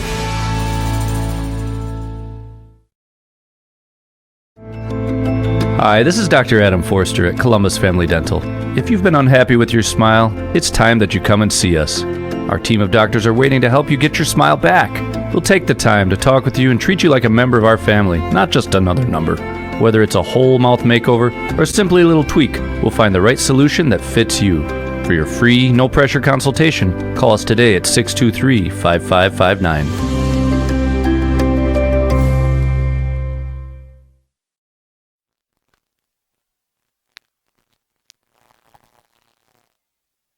And we have reached halftime here at Markesan High School on this muggy and warm Friday evening. It's our Week 5 high school football game of the week. And at the break, In Trailways Large Conference action, it's the Markisan Hornets leading the Vikings of Parkview, Albany by the count of 37-14. Our presenting video sponsor tonight is Beaver Dam Piggly Wiggly. Tonight's game also brought to you by Reed Chrysler Dodge Jeep, Beaver Dam Community Hospital, Air Care, and Columbus Family Dental. Our engineer and videographer is Justin Wilski, a.k.a. Ninja, and alongside my good friend and partner Tim Haldeman, Mike Tronson with you at the football field. It was 14-0 Parkview Albany in front at the end of the first quarter. The Markisan Hornets proceeded to score 37 unanswered points in the second period, and here we are at halftime with the Hornets in front by 23. And every high school football game would be not the high school football game that it should be, especially in Markisan, marching pep band. What a great job that they have done here at this high school. They have entertained me. I'll tell you what, Mike, and I've said this many, many times. I've said it to many people. There's two places that I really, really enjoy going to when I referee high school basketball. Two, and you know who they are. I know who they are. This one right here. Right. Just because it is your conventional, ordinary, but just one of the best. I mean, it just rocks the place. Part of it might be the acoustics inside the building, maybe, okay? Markisan gets my vote for best conventional band. You know what I'm talking about. Folks, if you don't go to Fall River and take in a high school basketball game, and I'll tell you what, I've said this many, many a time, in my pregame conferences that I have with the captains prior to the game, I always tell them, fellas, ladies, whichever it may be, you are interrupting one very, very good concert. You better be good. Play the game the right way, please, because these guys are really good. Yes, they are. And I mean, it is completely unconventional. What do they got? 4 guitars, roughly 4 guitars, and they got guys and gals singing. It's usually a little, Boston, late 70s, early 80s. Journey. We may be dating ourselves slightly, but I'm telling you, you folks that are under 80 out there, and that is the majority of you, chances are probably listening on a computer, you got to go to Fall River and take in a high school basketball game. There is nothing like it. You're going to just thoroughly love it. It costs you $4 to get in the door. And, I mean, somebody told me yesterday or a couple days ago that Elton John's concert was canceled. You remember this? Back a short time ago? Mm-hmm. His concert was canceled, and he was able to get tickets for the rescheduled event. He didn't do it. It was $800. $800. Now, I'm going to tell you what. I personally would enjoy the Fall River High School band a whole lot more than I would Elton John. Don't get me wrong. I enjoyed Elton John back in the day, but right now I'll take the Fall River Pep Band. Well, you hit the nail on the head, Tim, because when you said that Markisan and Fall River both have outstanding pep bands, as you said, Markisan is the more traditional style pep band, where Fall River is more of a rock band with guitars and vocalists, but they're both outstanding. They're both outstanding. Tom Winkers does a great job here at Markisan High School, the band director. I have the good fortune of being able to play in the Beaver Dam Community Band every summer, of which Tom is also a member. He plays trumpet. And let me tell you something, Tom, and he does a great job with these kids. So hats off to Markisan and Tom Winkers and the band for all that they do. And how about a hats off to the Hornet football team after getting down 14-0 early in the contest. 37 unanswered points all in the second period. They lead at halftime.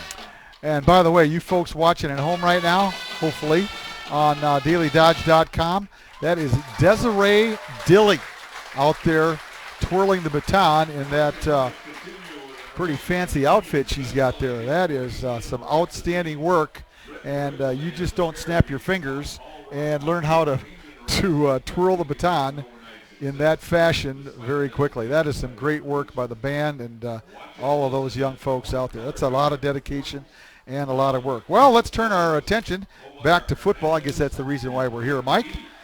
But, yeah, this got off to a rather surprising start. The first two times Parkview had the football, they put points on the board, 14-zip early, and Markisan with 37 unanswered as we stand here at halftime, 37-14.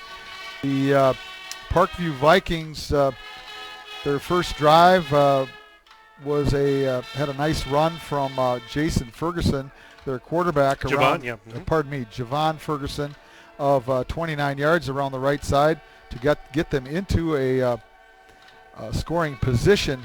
But since that time held in check, they've got 11 carries for a grand total now of 21 yards, 3 for 13 through the air for the Vikings for 72 yards net.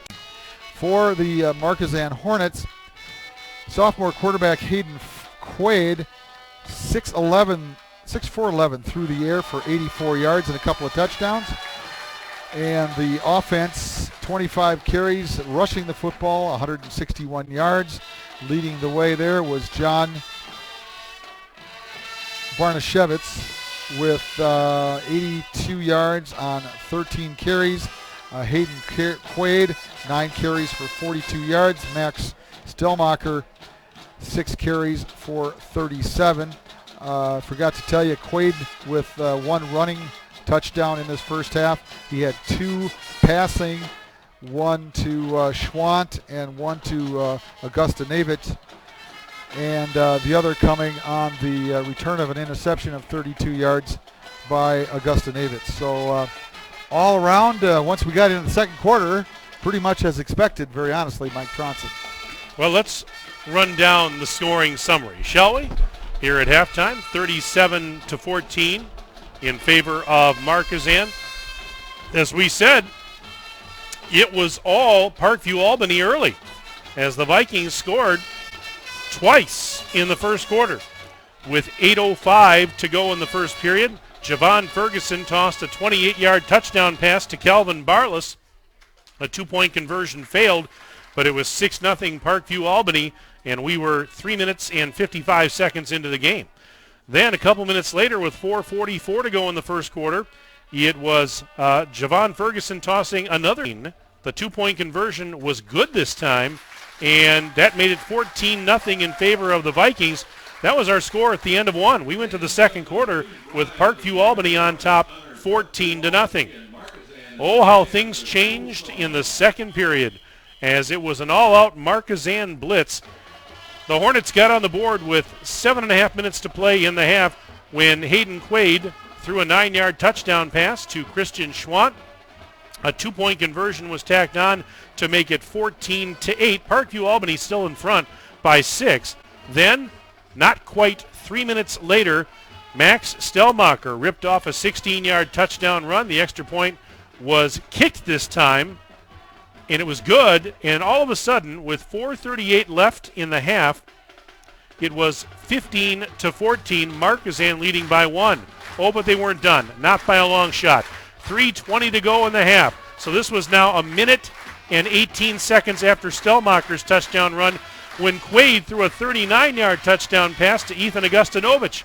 Another extra point tacked on by Braha to make it 22-14 Markisan. Then, less than a minute later, with 2:28 to go in the half, it was a 32-yard interception return for a touchdown for Markisan. Extra point was no good, but it was 28-14 Hornets at that point. And then with a minute 54 to go, so not quite, a little over 30 seconds later, the Hornets got a safety when the snap went over the head of the punter for Parkview Albany and out of the back of the end zone. So that seconds left in the half. It was Hayden Quaid ripping off a 26-yard touchdown run. The extra point by Braha made it 37-14 Hornets, and that's where we stand at the break on homecoming night 2019. It's 37-14. Markisan on top of Parkview, Albany. I mentioned Javon Ferguson with the 2 touchdown passes on the night, his second and third touchdown passes of the year. And as I mentioned, Hayden Quaid with 2 passing touchdowns, a 9-yarder and a 39-yarder, and then also 1 rushing touchdown for Quaid, the 26-yarder. So that can get you up to speed on what's happened here as we are rapidly approaching the start of the second half. It will be Parkview Albany receiving the second half kickoff tonight. But they've got some work to do as they trail now by the score of 37-14. I mentioned Markisan with a monster home game next week in the Trailways Large as they will welcome the Marsh Falcons of Horicon Eustisford to town for a 7 o'clock start. And then in 2 weeks on Friday night, October 4th, Markisan hits the road to travel to Palmyra Eagle for a 7 o'clock start. Meanwhile, for Parkview Albany, it is a home game next week against the Dodgeland Trojans at 7 o'clock, that game at Parkview High School. And then on October 4th, 2 weeks from tonight, the Vikings will travel to Eustisford High School, and they will battle the Horicon. Our next game of the week is next Friday night, September 27th, when we travel to Rio. And the Rio Fall River Rebels, co-oping this year, will be entertaining the Johnson Creek Blue Jays in Trailways small action. Tim and I will be there. Justin will be there. We're all going to be there next Friday night at Rio High School. Kickoff will be at 7 o'clock. Our pregame coverage will be at 6:45. That will be your game of the week next Friday right here on DailyDodge.com. Let's take another quick break, and we'll come back. We'll kick off the second half in just a moment here on DailyDodge.com. At Reed Chrysler Dodge Jeep Ram in Beaver Dam, we are a second-generation family-owned business that has been in the Beaver Dam community for over 25 years. Our goal is to make the process of buying a vehicle fun again.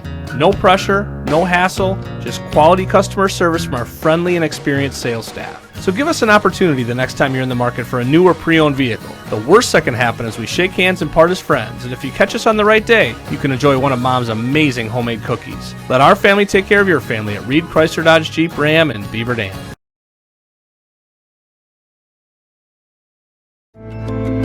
Hi, this is Dr. Adam Forster at Columbus Family Dental. If you've been unhappy with your smile, it's time that you come and see us. Our team of doctors are waiting to help you get your smile back. We'll take the time to talk with you and treat you like a member of our family, not just another number. Whether it's a whole mouth makeover or simply a little tweak, we'll find the right solution that fits you. For your free, no-pressure consultation, call us today at 623-5559.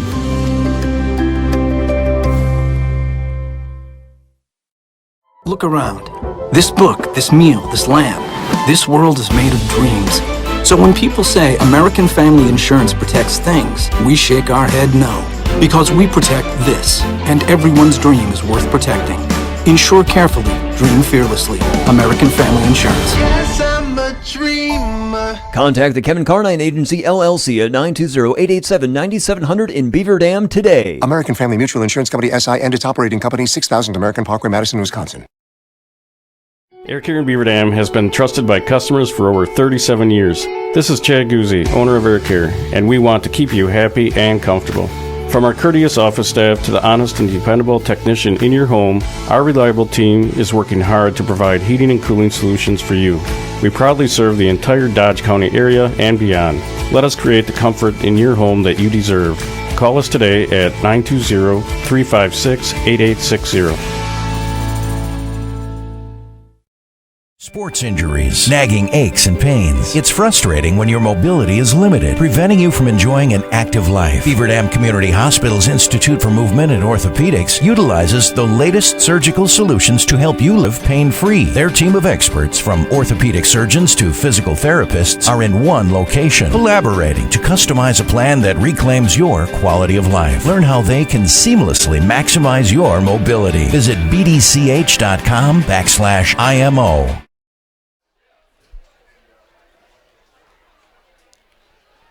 And the second half just about to get underway at Markisan High School. Mike and Tim with you in the booth, and it's 37-14. The Hornets on top of the Vikings. Parkview Albany will receive the opening kickoff of the second half. And after a great start to the game, Markisan has put on the clamps defensively. We talked at the outset, Tim, about how strong this Markisan D has been this year. And after a little hiccup to start the game, my, oh my, it has been pretty solid for this Hornets defensive crew. Oh, you can call it a hiccup, or Coach Dunleavy and staff would call it a rather large belch, because that was pretty dangerous. You know, down 14 zip, down a couple scores early, you start getting just a little nervous. And, you know, funnier things have happened in the game of football, but they came back to show their dominance here. Mike, I did a little legwork at halftime with the newfound kicker for the Markisan Hornets, Roger Braha. Yes. He just moved into the district some 3 weeks ago. He's had 2 weeks of practice, which you have to have. Return there, and they're going to have to start around their own 21-yard line. I'm sorry, continue. So that's pretty good recruiting by John Dunleavy and staff. That was a joke, by the way. Yeah, young man. Do we know where they moved in from? He is of Hispanic descent, okay, from what I understand. The boys told me, and said that his family just moved here 3 weeks ago. It is a requirement by the WIAA that he has 2 weeks of practice before he can play in a game, prior to being allowed to play in a game. So that's the scoop. 1st and 10 for the Vikings at their own 21, moving left to right here in the third quarter. Out of the gun, Ferguson wants to throw on first down. It is caught, I believe. Yep. Yes, it is. By Barless. Over on the left side, short gain. Well, actually, pretty decent gain of about 6 maybe. You know, mark it just shy of the 27, so nice pickup on first down. It was a low throw. I wasn't sure if he trapped it. He did not. He caught it.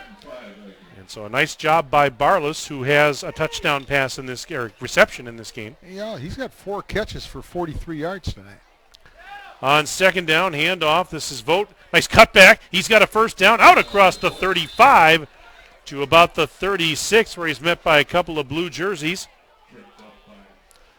Brock Strax was out there. James Triggs was out there. So defensively for Markisan, but a first down as they mark it right at the 35-yard line. Gain of 8 on that last play. Opening minute of this third quarter. And it's going to be trips the Vikings, and a little throw, and it is caught. And on the slant there, that is a catch made by Nevin Crane, and he is close to more first down yardage. He's about a yard shy. Nice pickup of 9 on that play. So the Vikings coming right out of the gate, moving the football here. Long way to go, but a long time left in this game as well. We're only about a minute and a half into the third quarter. On 2nd and 1, Ferguson gives it up, and great D that time. Bryce Friday leading the charge. Vogt pushed back. He was stood up and actually lost yardage. Lost a couple. They'll put it back at the just shy of the 42. 3rd and a long 3. And we are now 2 minutes into the third quarter. Yeah, you wondered coming into this one, Tim, with Horicon Eustisford on the docket next week, if this wasn't. If I had to look at it myself, Mike, I would. Oh, there's an interception. Almost intercepted. You could see that one coming. Oh, I tell you, that was pretty darn close. James Triggs, if he pangs onto that one, he had a lot of real estate out there. Yeah, like I said, I was just referring a second ago. I would call it more, take away the homecoming thing. I think these guys can pretty much work their way through that. I think it's more the fact that to look past an opponent, I think that was done tonight early, without a doubt. And I'm sure the coaching staff, tried their best. Classic all week trap long. game, wasn't it? Oh, yeah. Classic trap game. You got it. All right, on 4th down and 3, and here's pressure, but the punt is away. But boy, it's that not may a have very been blocked. Partially. Yeah, you're right. It might have been. It only went about 4 yards. Holy 4 net cow. yards. Yeah, they're going to mark this around the 47, 48-yard line, and you're right. So only a couple of yards on that punt. We started at the 42, so that's a 4-yard punt. So it's 1st and 10 for Markisan now at the 46-yard line of Parkview, Albany. Hornets going right to left on your screen in this third quarter with 9:36 remaining. They lead at 37-14. 2 receivers right, 1 to the left. Bartoshevitz takes the handoff, nice cutback, gets inside the 45 and pushing his way down to the 42, maybe the 41. Let's see. And they'll mark it. Yeah, we'll call it a gain of 5 and second and a long 5 or a short 6. Take your pick. Tell you, we've called Bartoshevitz's name a lot tonight. Yes, we have. Majority of his runs have been inside, Mike, and he shows just great patience in. Stellmacher on the reception, right side, 45, 40, 30. Down the sideline, breaking tackles. He's into the end zone, but there is a flag down, so this would appear to be coming. Holding. Penalty laundry on the field. Yep, holding is going to be the call. Just under 9 minutes to play third quarter. And the Hornets will be backed up after the holding call.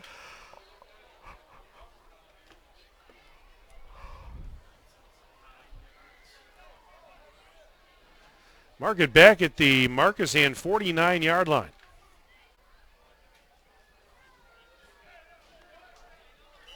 And that's where it's going to be 2nd and 15.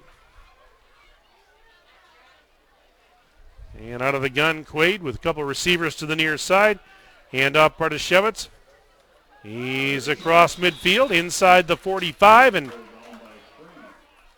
Crane on the stop for Parkview, Albany, but they'll mark it at the 42-yard line, so that is a gain of 9.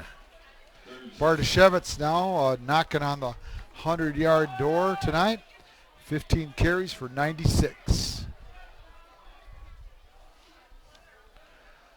So on 3rd down and 6, faking the handoff, Quaid, you going to throw. He's got a man. It is incomplete. That one was intended for Strax. Brock Strax had the defender beaten by a good step or two, but the ball just out of his reach, couldn't connect. I'll tell you what, Quaid throws a very catchable football. I like arms that have been blessed, and they really like to show off how hard they can throw the football. That wasn't the case there. And all night long, he's just throwing a very catchable football. And they're going to go for it on 4th and 6.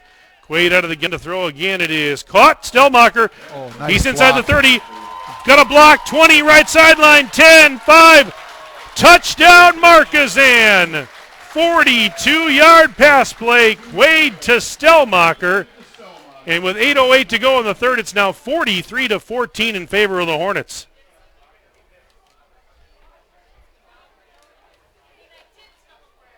Quaid's 3rd TD pass of the night.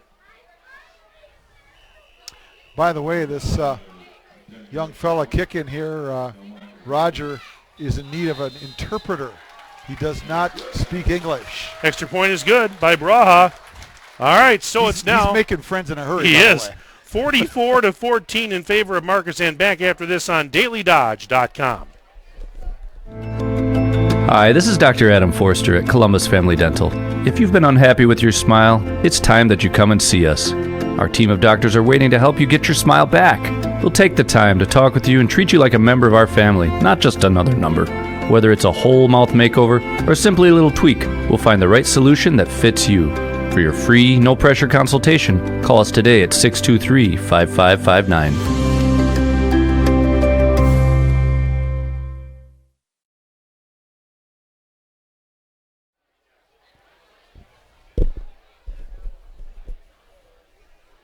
For Markisan.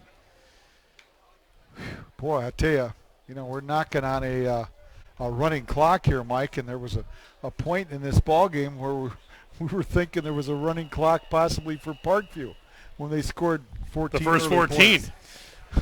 And that's a live ball. It gets by the deep man. He's got to go back and pick it up. And this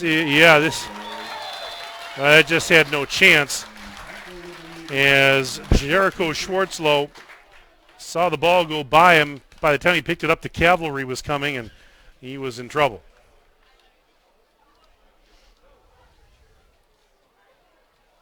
So back to work offensively go the Vikings with 8 minutes left in the third quarter. And right now it's Markisan 44 and Parkview Albany 14.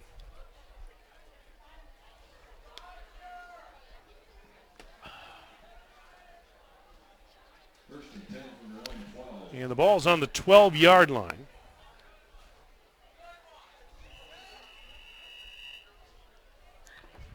So breaking the huddle are the Vikings. They'll come up to the line. And on 1st and 10, Ferguson out of the gun, hands it off. And on the carry that time, Vogt was the ball carrier. As they uncover the pile, there's number 3. And he got out to about the 14 maybe. Got a couple. Second and a long 8 from the 14 after a gain of 2.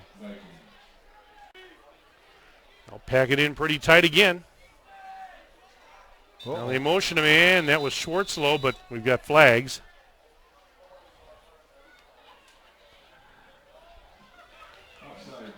So an offside penalty on the Hornets. It'll be a free 5 yards for the Vikings with 7:25 left third quarter.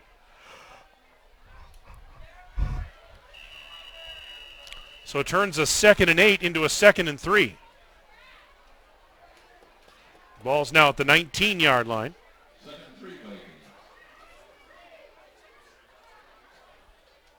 And again, they'll pack it in.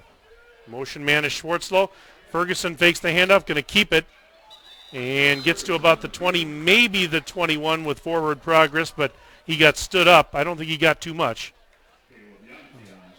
Yankee was there defensively, and they're going to mark it right at the 20. It was a gain of 1, so it's 3rd and 2.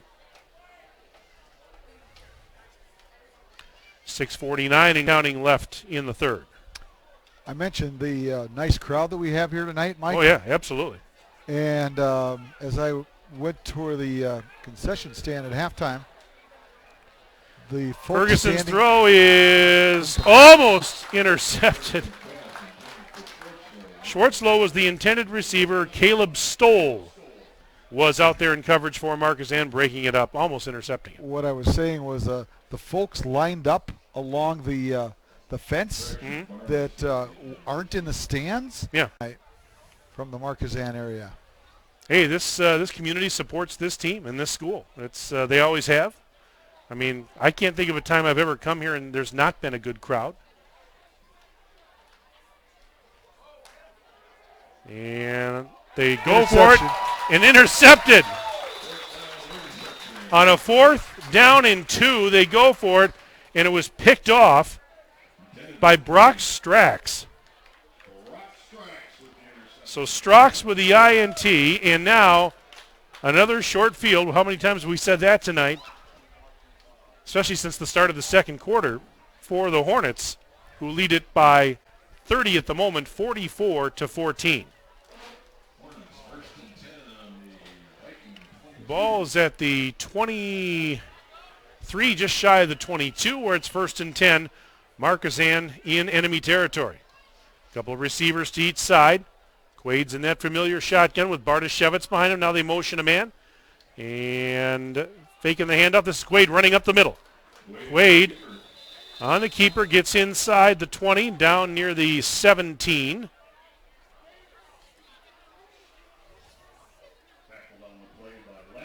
And they'll mark it, about 17, which would be a gain of 6. 2nd and 4 coming up. Quaid now with 10 carries on the ground for 48 yards. And, when you're getting almost 5 yards a crack from your quarterback position, it just really pays dividends for the rest of your running attack. Nice snap, but this Same is a keeper thing. again by Quaid. Plenty of room. Breaking tackles. In touchdown for Hayden Quaid on the keeper. 17 yards. That's his second rushing touchdown of the game. Yep, 2 rushing, 2 passing. He's done it all here tonight. Fine-looking sophomore football player, no doubt Actually, about 3 it. passing now, but. Oh, thank you. So now Braha will attempt the extra point. Kick is up. It's good. So with 5:43 to go in the third, it's 51-14 in favor of Markisan over Parkview Albany. Back after this on DailyDodge.com. Air Care in Beaver Dam has been trusted by customers for over 37 years. This is Chad Guzzi, owner of Air Care, and we want to keep you happy and comfortable. From our courteous office staff to the honest and dependable technician in your home, our reliable team is working hard to provide heating and cooling solutions for you. We proudly serve the entire Dodge County area and beyond. Let us create the comfort in your home that you deserve. Call us today at 920-356-8860.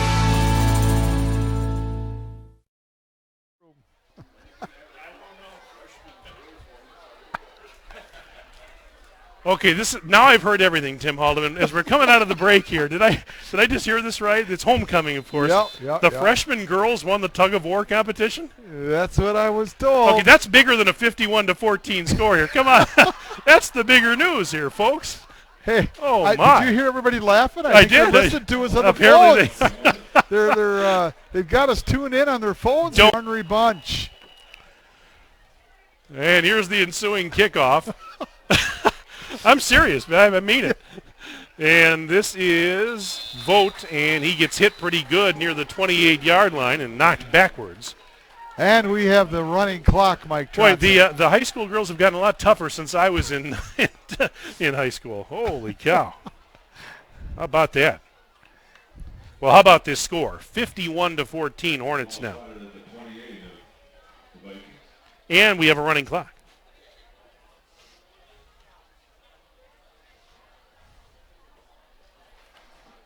As they set the ball. They marked it up at the 30th. I guess so. Gain. And they didn't even have to run a play. 1st and 10 from the 30. They'll keep it on the ground. And on the carry that time was Vogt. Picked up a yard, maybe 2. Let's see where they put it. 31. Yeah, close to 2. 2nd and a long 8 or a short 9. You can take your pick.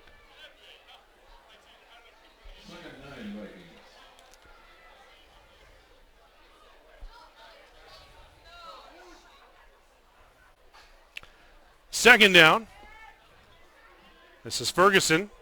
Got through a hole, got out across the 35, near the 36, maybe even the 37-yard line.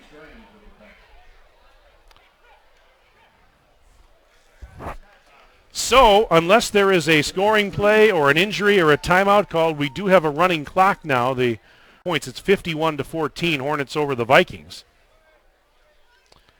And it's going to be a 3rd and about 3 to go for the Vikings from their own 37.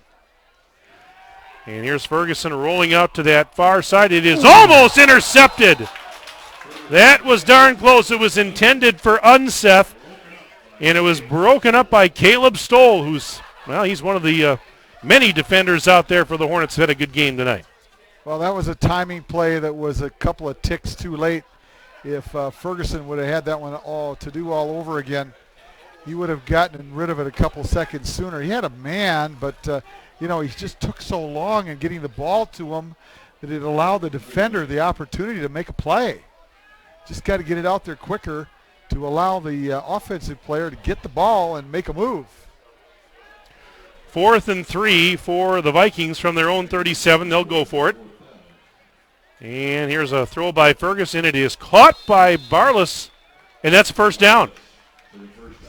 He had to kind of stretch out for that one, but he was able to haul it in.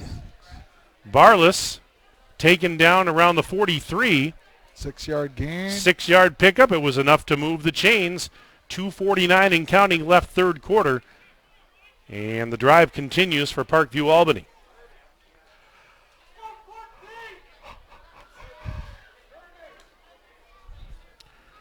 And on 1st and 10, Ferguson gives it the old heave-ho down the left sideline, and it's incomplete. Intended for Barless, and a flag comes out late. Bounds, and then came back in. I could be wrong. Let's see what we got here. Wouldn't be the first time I was wrong, but I think they called it illegal participation, which means that the intended receiver. Oh, nope. Pass interference. Pass interference. Okay, what am I looking at? Darn if I know. So that's going to put it in Markisan territory at the 42. 1st and 10. Ball's over on that left hash, and a fresh set of downs for the Vikings. Handoff, breaking tackles. Out to the 35 goes Unseth. And that's a gain of 7. Second and a short 3 coming up, as we're down to a minute 25 remaining in period number 3. We got some new people in that Markisan defense too, Mike. We'll have to get you. I was going to say, yeah, we're probably going to see some new people on the offense here next time they touch the ball that side. And here is Vogt dancing to the outside, gets to the 30 before being brought down. He was tackled by Brock Strax. But again, chain's going to move, as he only needed about 3, and he picked up about 6 on the play. 45 seconds and counting left, third quarter. And breaking the huddle, the Vikings up to the line with a 1st and 10 at the Hornet 29. And they just like to pull it in tight. They'll do that again. Handoff to Schwartzlow. Try to go left side. Boy, not much happening. Markisan defense ready for that. A lot of blue jerseys there. It's actually a loss of a half a yard, so 2nd and 11. And that may be the last play of the quarter unless they break the huddle. And nope, they're just going to head to the sideline. 8 seconds are going to tick off here. And we're going to go to the fourth quarter of this one with the score. Markisan 51, Parkview Albany 14. Back after this on DailyDodge.com.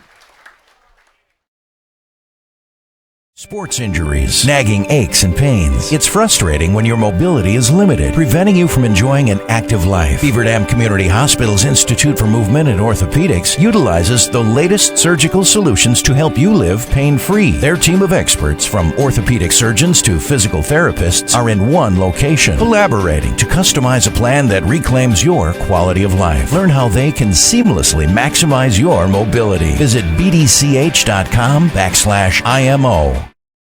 Look around. This book, this meal, this lamp, this world is made of dreams. So when people say American Family Insurance protects things, we shake our head no. Because we protect this, and everyone's dream is worth protecting. Insure carefully, dream fearlessly. American Family Insurance. Yes, I'm a dreamer. Contact the Kevin Carnine Agency, LLC at 920-887-9700 in Beaver Dam today. American Family Mutual Insurance Company, SI, and its operating company, 6000 American Parkway, Madison, Wisconsin. Fourth quarter getting underway here at Markisan. Mike and Tim back in the booth with you. Justin, our engineer and videographer. And for Parkview Albany, they're faced with a 2nd and 11 from the Markisan 30 to start this fourth quarter. Moving from right to left in the final frame. Ferguson fakes the hand of right side. Big hole. He's inside the 20. Down inside the 15. And he gets upended. Boy, hit some room out there, did Javon Ferguson. And he picks up another first down. They mark it right at the 15. Yeah, absolutely. 15-yard pickup. And that's how the fourth quarter opens up, with Markisan on top of Parkview Albany 51-14.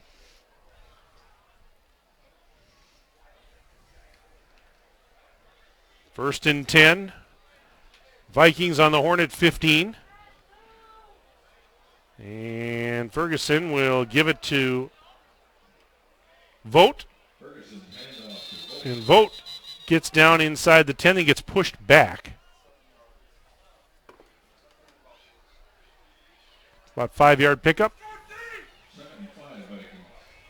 Mark it right around the 5-yard line. So a 5-yard, or excuse me, the 10-yard line, I beg your pardon, and a 5-yard pickup makes it 2nd and 5.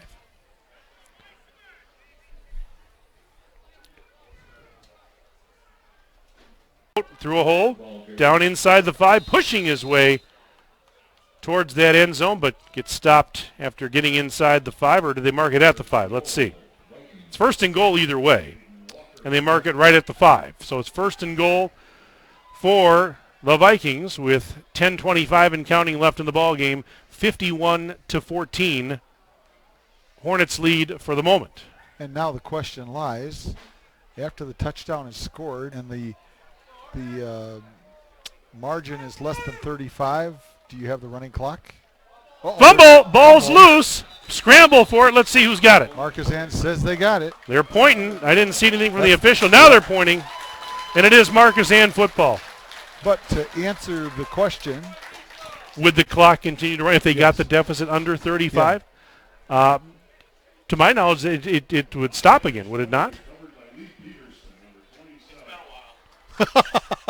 The official scorer to our right, Mr. Strahota, over here, says he'll just follow the referee's call, right? Yep. Well, for the moment, it's a moot point because Markisan recovers the fumble, and they've got it 1st and 10 deep in their own territory at about the 7 or 8 yard line.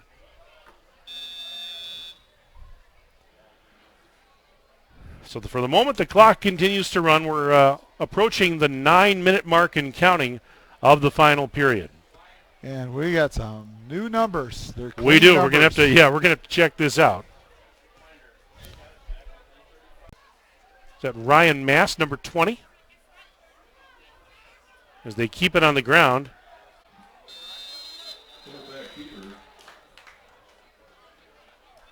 On that 1st down play, as they uncover the pile, that was the quarterback. It was Mast.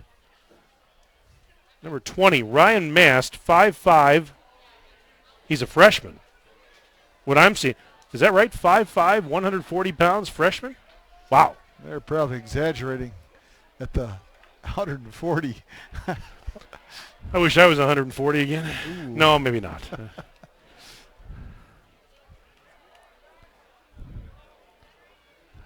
So that was a gain of 2 after all that. 2nd and 8. Mast out of the gun, takes the snap. Running with it again. And trying to go left side, and Gins gets pushed back. Yeah, we'll give him another one, huh? About a yard. Yep. 3rd and 7. With just under 8 minutes to go. Clock ticking.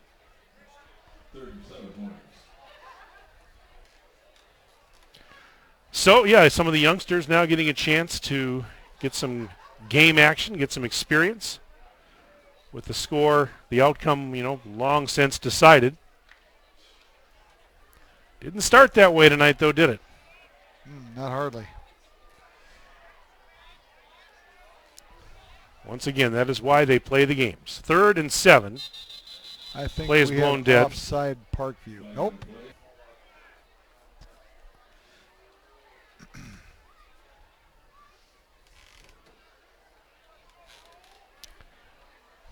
So a 5-yard penalty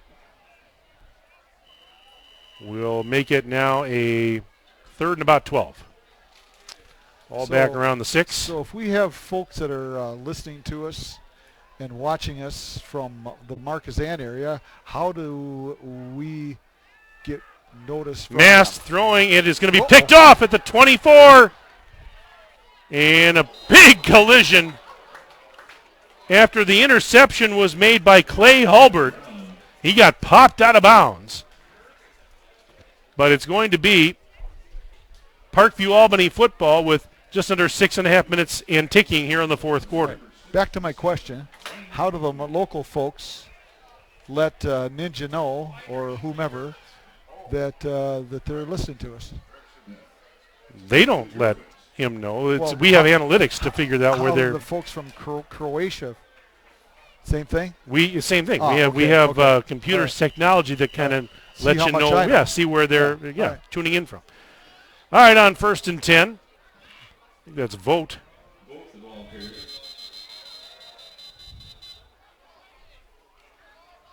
Lost him in a pile there, but Start at the 9, down to about the 4. let's see. Right now, About the 4. Give him 5. yep. So it's second and goal now with 5:30.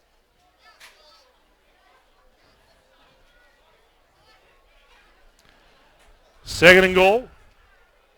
They'll keep it on the ground again and vote again. Wait. Did he get anything at all?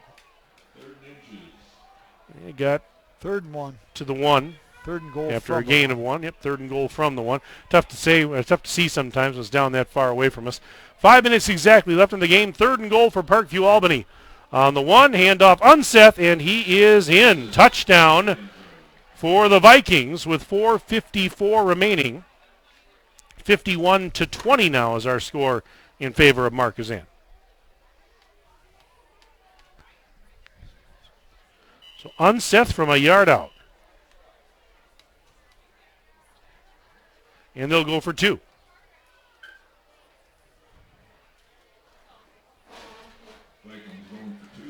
Ferguson out of that gun on the 2-point conversion. Whoa. And we've got whistle, flags, procedure. 5-yard penalty.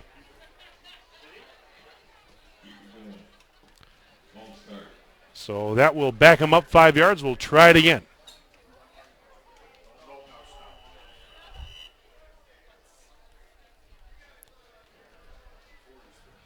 Let's try it again. Take 2 on the 2-point conversion.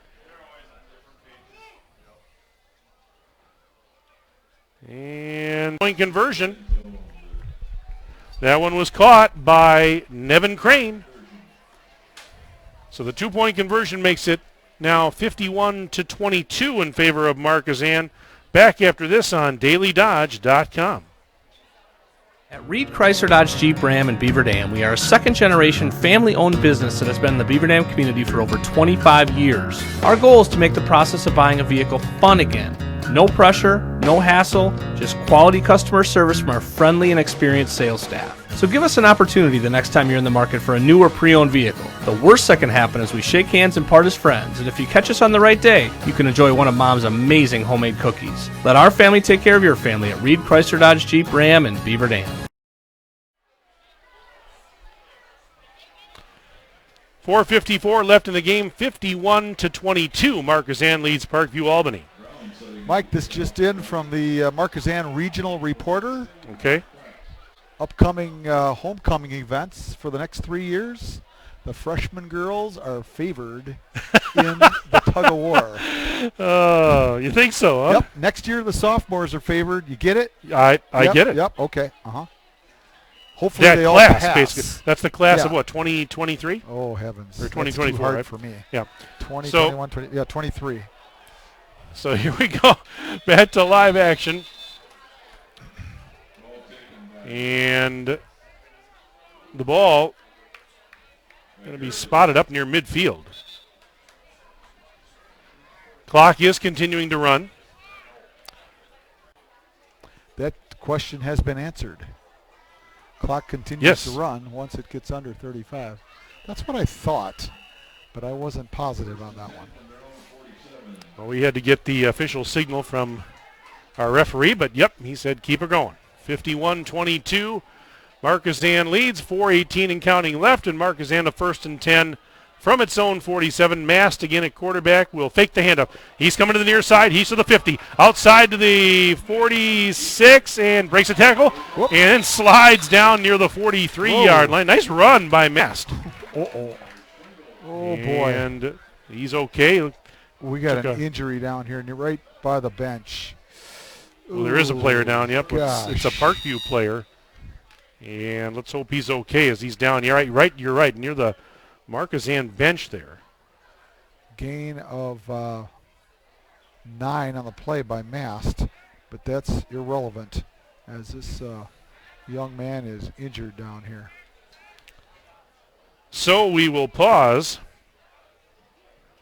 as we have an injury timeout, 3:51 to go, and Markisan in front. Tonight's game again brought to you by Reed Chrysler Dodge Jeep Ram, Kevin Carnine, your American Family Insurance agent, Beaver Dam Community Hospital, Air Care, Columbus Family Dental, and our presenting video sponsor tonight is Beaver Dam Piggly Wiggly.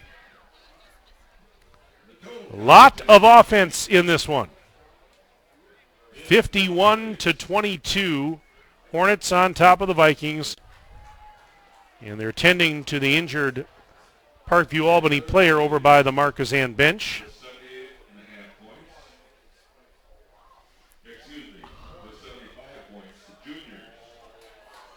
And now they're helping him up, and that's a good sign. That's Jericho Schwartzlow. Very good sign as he's walking back to the other side of the field, a little slowly, but under his own power.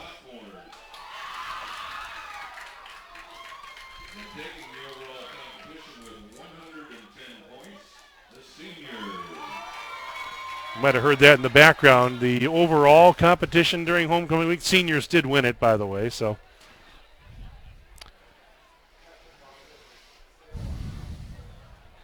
Because they'd never hear the end of it if they didn't.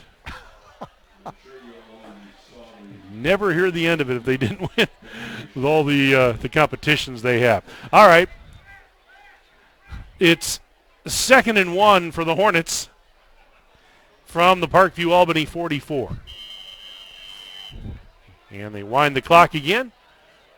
Motion a man, and Mast will hand it off, and taking the handoff was Isaac Heider, 5'8", sophomore, 140-pounder, and he got stopped at the line of scrimmage, no gain or loss. It'll be 3rd and a yard. Down to 3:23 and counting left in the game. Boy, a shower's going to feel good tonight after this one, isn't it, Tim? All the night we've had of the season. A month from now, we're going to wish it was like this. And a handoff, and that is Gavin Campnell, a 5', 10-inch freshman. Boy, some youngsters getting in the act here, and why not? Picked up a first down and then some as they mark it now at the 39-yard line. Down to 2:45 remaining. You're seeing here on these last couple of drives, you're seeing the future of this Markisan football squad here, perhaps. Some of these youngsters. 1st and 10 from the 39 of the Vikings. Mast out of the gun, wing back, left side. And they're trying to. We had two guys in motion here. Jacob Schwacke, where's number? He was trying to get set, and now they throw the flag. Time. Yep.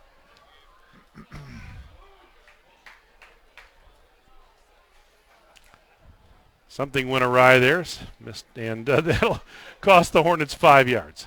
That's a good way to run another 40 well, that's it. Seconds off the scoreboard. The clock running, we're down to 2 minutes left. And by no means is that the attempt. No, of course not. No. Not at all.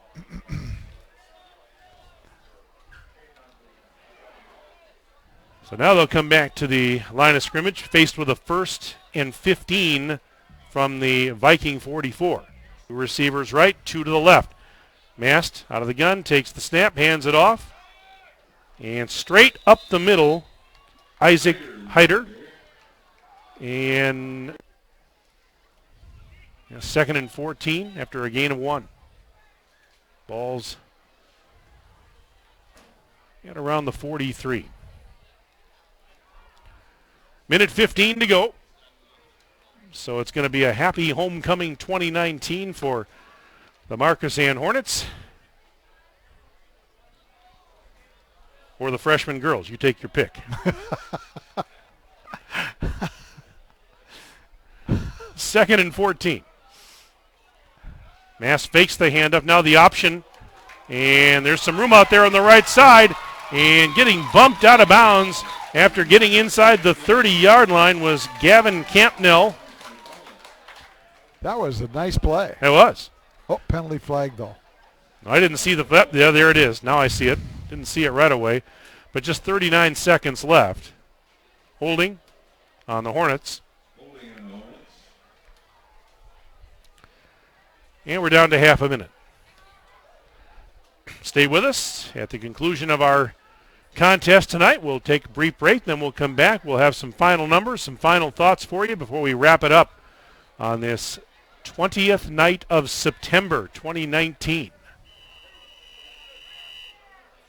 12 seconds left. It's second and long. Second and 14.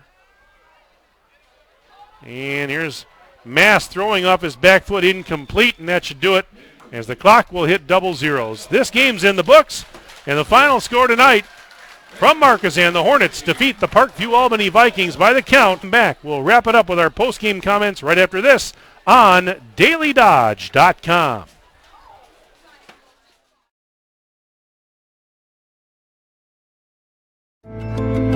Hi, this is Dr. Adam Forster at Columbus Family Dental.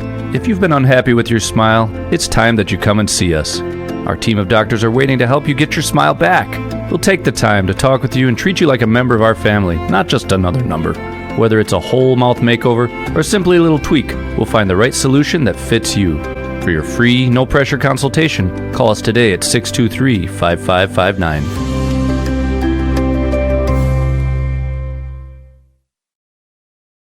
Sports injuries, nagging aches and pains. It's frustrating when your mobility is limited, preventing you from enjoying an active life. Beaver Dam Community Hospital's Institute for Movement and Orthopedics utilizes the latest surgical solutions to help you live pain-free. Their team of experts, from orthopedic surgeons to physical therapists, are in one location, collaborating to customize a plan that reclaims your quality of life. Learn how they can seamlessly maximize your mobility. Visit bdch.com/IMO.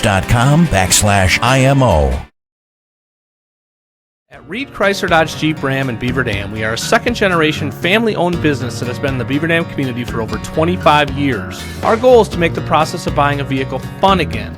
No pressure, no hassle, just quality customer service from our friendly and experienced sales staff. So give us an opportunity the next time you're in the market for a new or pre-owned vehicle. The worst that can happen is we shake hands and part as friends, and if you catch us on the right day, you can enjoy one of Mom's amazing homemade cookies. Let our family take care of your family at Reed Chrysler Dodge Jeep Ram in Beaver Dam.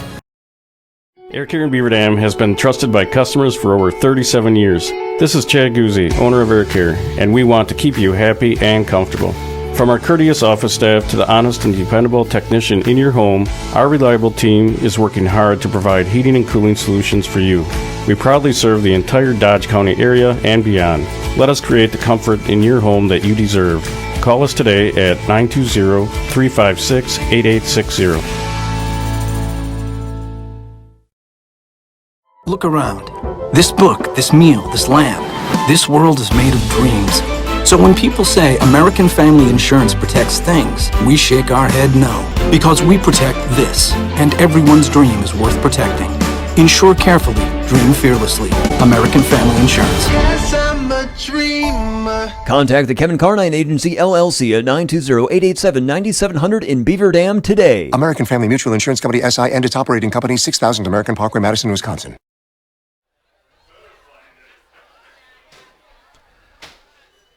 And we welcome you back into our post-game wrap-up. Mike Tronson, Tim Haldeman with you at the football field. Final score tonight in Trailways Large football action. Markesan defeats Parkview Albany by the count of 51-22. And with the win tonight, the Markisan Hornets improve to a record of 4-1 overall and a perfect 3-0 in the Trailways Large. Meanwhile, the Vikings dropped to 0-5 on the season and now 0-3 in league play. A slow start for Markisan, to say the least, but boy, once the second quarter hit, it was all Hornets from there on out. You know, Mike, we talked about this off the air a little bit, and I would have to say a lesson learned by the Markisan Hornets. You just don't throw your helmet on the football field and expect to come out the victor. Yeah, you're favored by probably 6 touchdowns, and everybody knew that, but all of a sudden they found themselves down 14-0 at the end of the first quarter. So I'm sure that there were some strict words that were probably took it upon themselves to say, okay, fellas, this is our last homecoming here. This is not going to happen to us here. Let's get the job done. So no doubt, like I said, lesson learned. So well, let's give some credit to the Vikings because they got to that lead because they made some plays. Absolutely. I mean, defensively, they, as you mentioned, they snuffed out the trick play, the fake punt. They stopped another time the Hornets and forced them to turn the ball over on downs. Ferguson tossed a couple of touchdown passes. So, they made some plays, and those were some pretty impressive plays on both sides of the ball. But as I think I might have said to you off the air, Tim, it's when you got a team as good as Markisan, it's hard to keep them down for 4 full quarters. Well, looking at Parkview for just a second, they're 3-0. You said on their JV team. Started the season 3-0. They're starting to, learn what it's like to win, and that's not an easy thing to do for a program that just hasn't been winning. And now, when all of a sudden you got a bunch of young people that's starting to feel it. So, hey, good things maybe on the horizon. We talked about that earlier in the ball game. Well, we'll take a look at some individual stats as well as some team stats in this ball game. Markisan, now, as Mike mentioned, 4-1 on the season. They were 7 for 14 through the air tonight for 124 yards, 38 carries on the ground for 216, and total net yardage gained 340 yards. They were led by Hayden Quaid with 11 carries. John Bartashevitz with 15 carries for 96, and Max Snellmacher 6 carries for 37. Those 3 guys are going to be the focal point, no doubt about it. So it's very important that they get out of these games healthy, and especially come next week when they take on Houston for the conference league. Boy, that's going to be a big, big game next Friday night, right here. For the Parkview Vikings, I should say Parkview Albany Vikings, 5 for 19 through the air tonight for 84 yards, and 27 carries on the ground for 81, 165 net yards. Mike, we touched on the defense and the fine job that they have done throughout the entire season. Once again tonight, they gave up those 2 early scores. The cornerbacks looked like they could be challenged, I think, as the year continues. And I'm sure that not only Houston, but other teams in the conference will be looking at some film and saying, hey, this might be just an area where we can maybe try to get some points as the season continues. So lots of work to be done, no doubt, by John Dunleavy and staff here at Markisan, but a great start to the season at 4-1. We're going to run down the scoring summary from the second half. It was 37-14 Markisan at halftime. There were a couple of scoring plays in the third quarter. Hayden Quaid with a 42-yard into the third quarter. The extra point was tacked on to make it 44-14 Hornets, and then with 5:43 left in the third, Quaid ran another one in, 17-yard run for Quaid to pay dirt. Extra point by Braha was good to make it 51-14. And then the final score of the night came with 4:54 to go in the fourth quarter when Unseth found pay dirt from 1 yard out for the Vikings. A 2-point conversion was good to make it 51-22. That was our final. Of course, there was a running clock for a good quarter, a little more than a quarter in the second half. So that's how we get to our final score tonight, 51-22, Markisan with the win. And now they go on, well, they stay right here next Friday night, as we said, for that huge showdown with Horicon Eustisford, 7 o'clock kickoff. Meanwhile, for the Vikings, they are at home next week at Parkview High School to host the Dodgeland Trojans. I was looking at Markisan's schedule, and starting tonight, they're home pretty much the rest of the season. Their only road game remaining that I see is October 4th, and that is against Palmyra Eagles. So a lot of home games coming up for Coach John Dunleavy and crew here as they go down the stretch at the end of the season. Got a halftime score, Mike, from one of my roving reporters. Columbus up at halftime 14 over Lakeside Lutheran, and looking for a final on that. Probably most of the games have not gone final due to the fact that we had the running clock here tonight, Mike. Speaking of Columbus, we're going to see Columbus in 2 weeks. This in week 1, Tim, and they looked pretty impressive. Now, granted, Omro was maybe not the caliber of team that they're facing now here later in the season, but I tell you what, Columbus, they got some talented players on that team at the skill positions, and that's going to be a fun game against Lodi in 2 weeks. Well, Columbus took one on the nose last week. I think they were shut out by Stratford. Was it Stratford? Okay. If I recall correctly. Stratford's a pretty good team. And, they usually are. Yeah, well, they've got some great athletes up there. And the folks from Markisan should know. Yeah, they would. Yeah. They bumped into them in the state baseball tournament this past spring. So, yeah, that should be a dandy that we could look forward to in a couple of weeks. Meanwhile, next Friday night, we don't want to get too far ahead of ourselves, but next Friday night we go to Rio because the Rio Fall River Rebels will be hosting the Johnson Creek Blue Jays, and that's our Week 6 high school football game of the week here on DailyDodge.com. We hope you'll join us next Friday night, 7 o'clock kickoff, and the pregame show at 6:45. So 3 minutes left in the game. It's now 28-26, Lakeside Lutheran on top of Columbus by a deuce. Ooh, wow. Yep. Going down to the wire there. And is that game in Columbus, or is that yeah, it's in Columbus because they played right, because last year we were right, exactly. So all right, so good luck to Columbus as they close that one out. But we'll talk to you again from Rio. That game next week is in Rio. Most of the Rebels home games this year were scheduled for Fall River.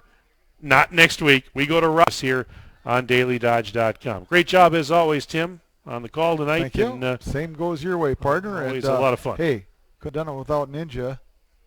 I didn't forget about him. Absolutely. They call him Ninja. Sometimes they call him Justin. He's our videographer / engineer / jack of all trades here, because you're right, we could not do this without him. He slaves away, toils away on his computer and on his camera and with all his cords and wires and headsets, and that's all to keep us on the air. Justin, we love you, buddy. Thanks a lot. And, of course, Tim Alderman, my longtime partner, thanks again. We'll see you next Friday over in Rio. By the way, that young man, for those of you that are still watching, that young man out there in the football field, all right, with the yellow hat on right now. The yellow helmet, yeah. That is Mrs. Dunleavy. That's Joelle, and number one big fella Dunleavy. That is, oh gosh. That's John's. Come on, Tim. John's kid, huh? Yes. Oh man.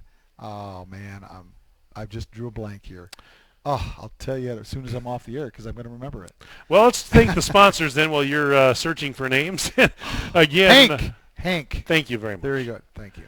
And our video presenting sponsor tonight was Beaver Dam Piggly Wiggly. Tonight's game was also brought to you by Reed Chrysler Dodge Jeep Ram, Kevin Carnine, your American Family Insurance agent, Beaver Dam Community Hospital, Air Care, and Columbus Family Dental. Final score again from Markesan. The Hornets beat the Parkview Albany Vikings 51 for the country and all over the world for that matter. Thanks to Justin, our engineer and videographer, and for my good friend and partner, Tim Haldeman. Mike Tronson saying so long from Markesan. Have a pleasant evening and enjoy your weekend. This has been a DailyDodge.com sports presentation.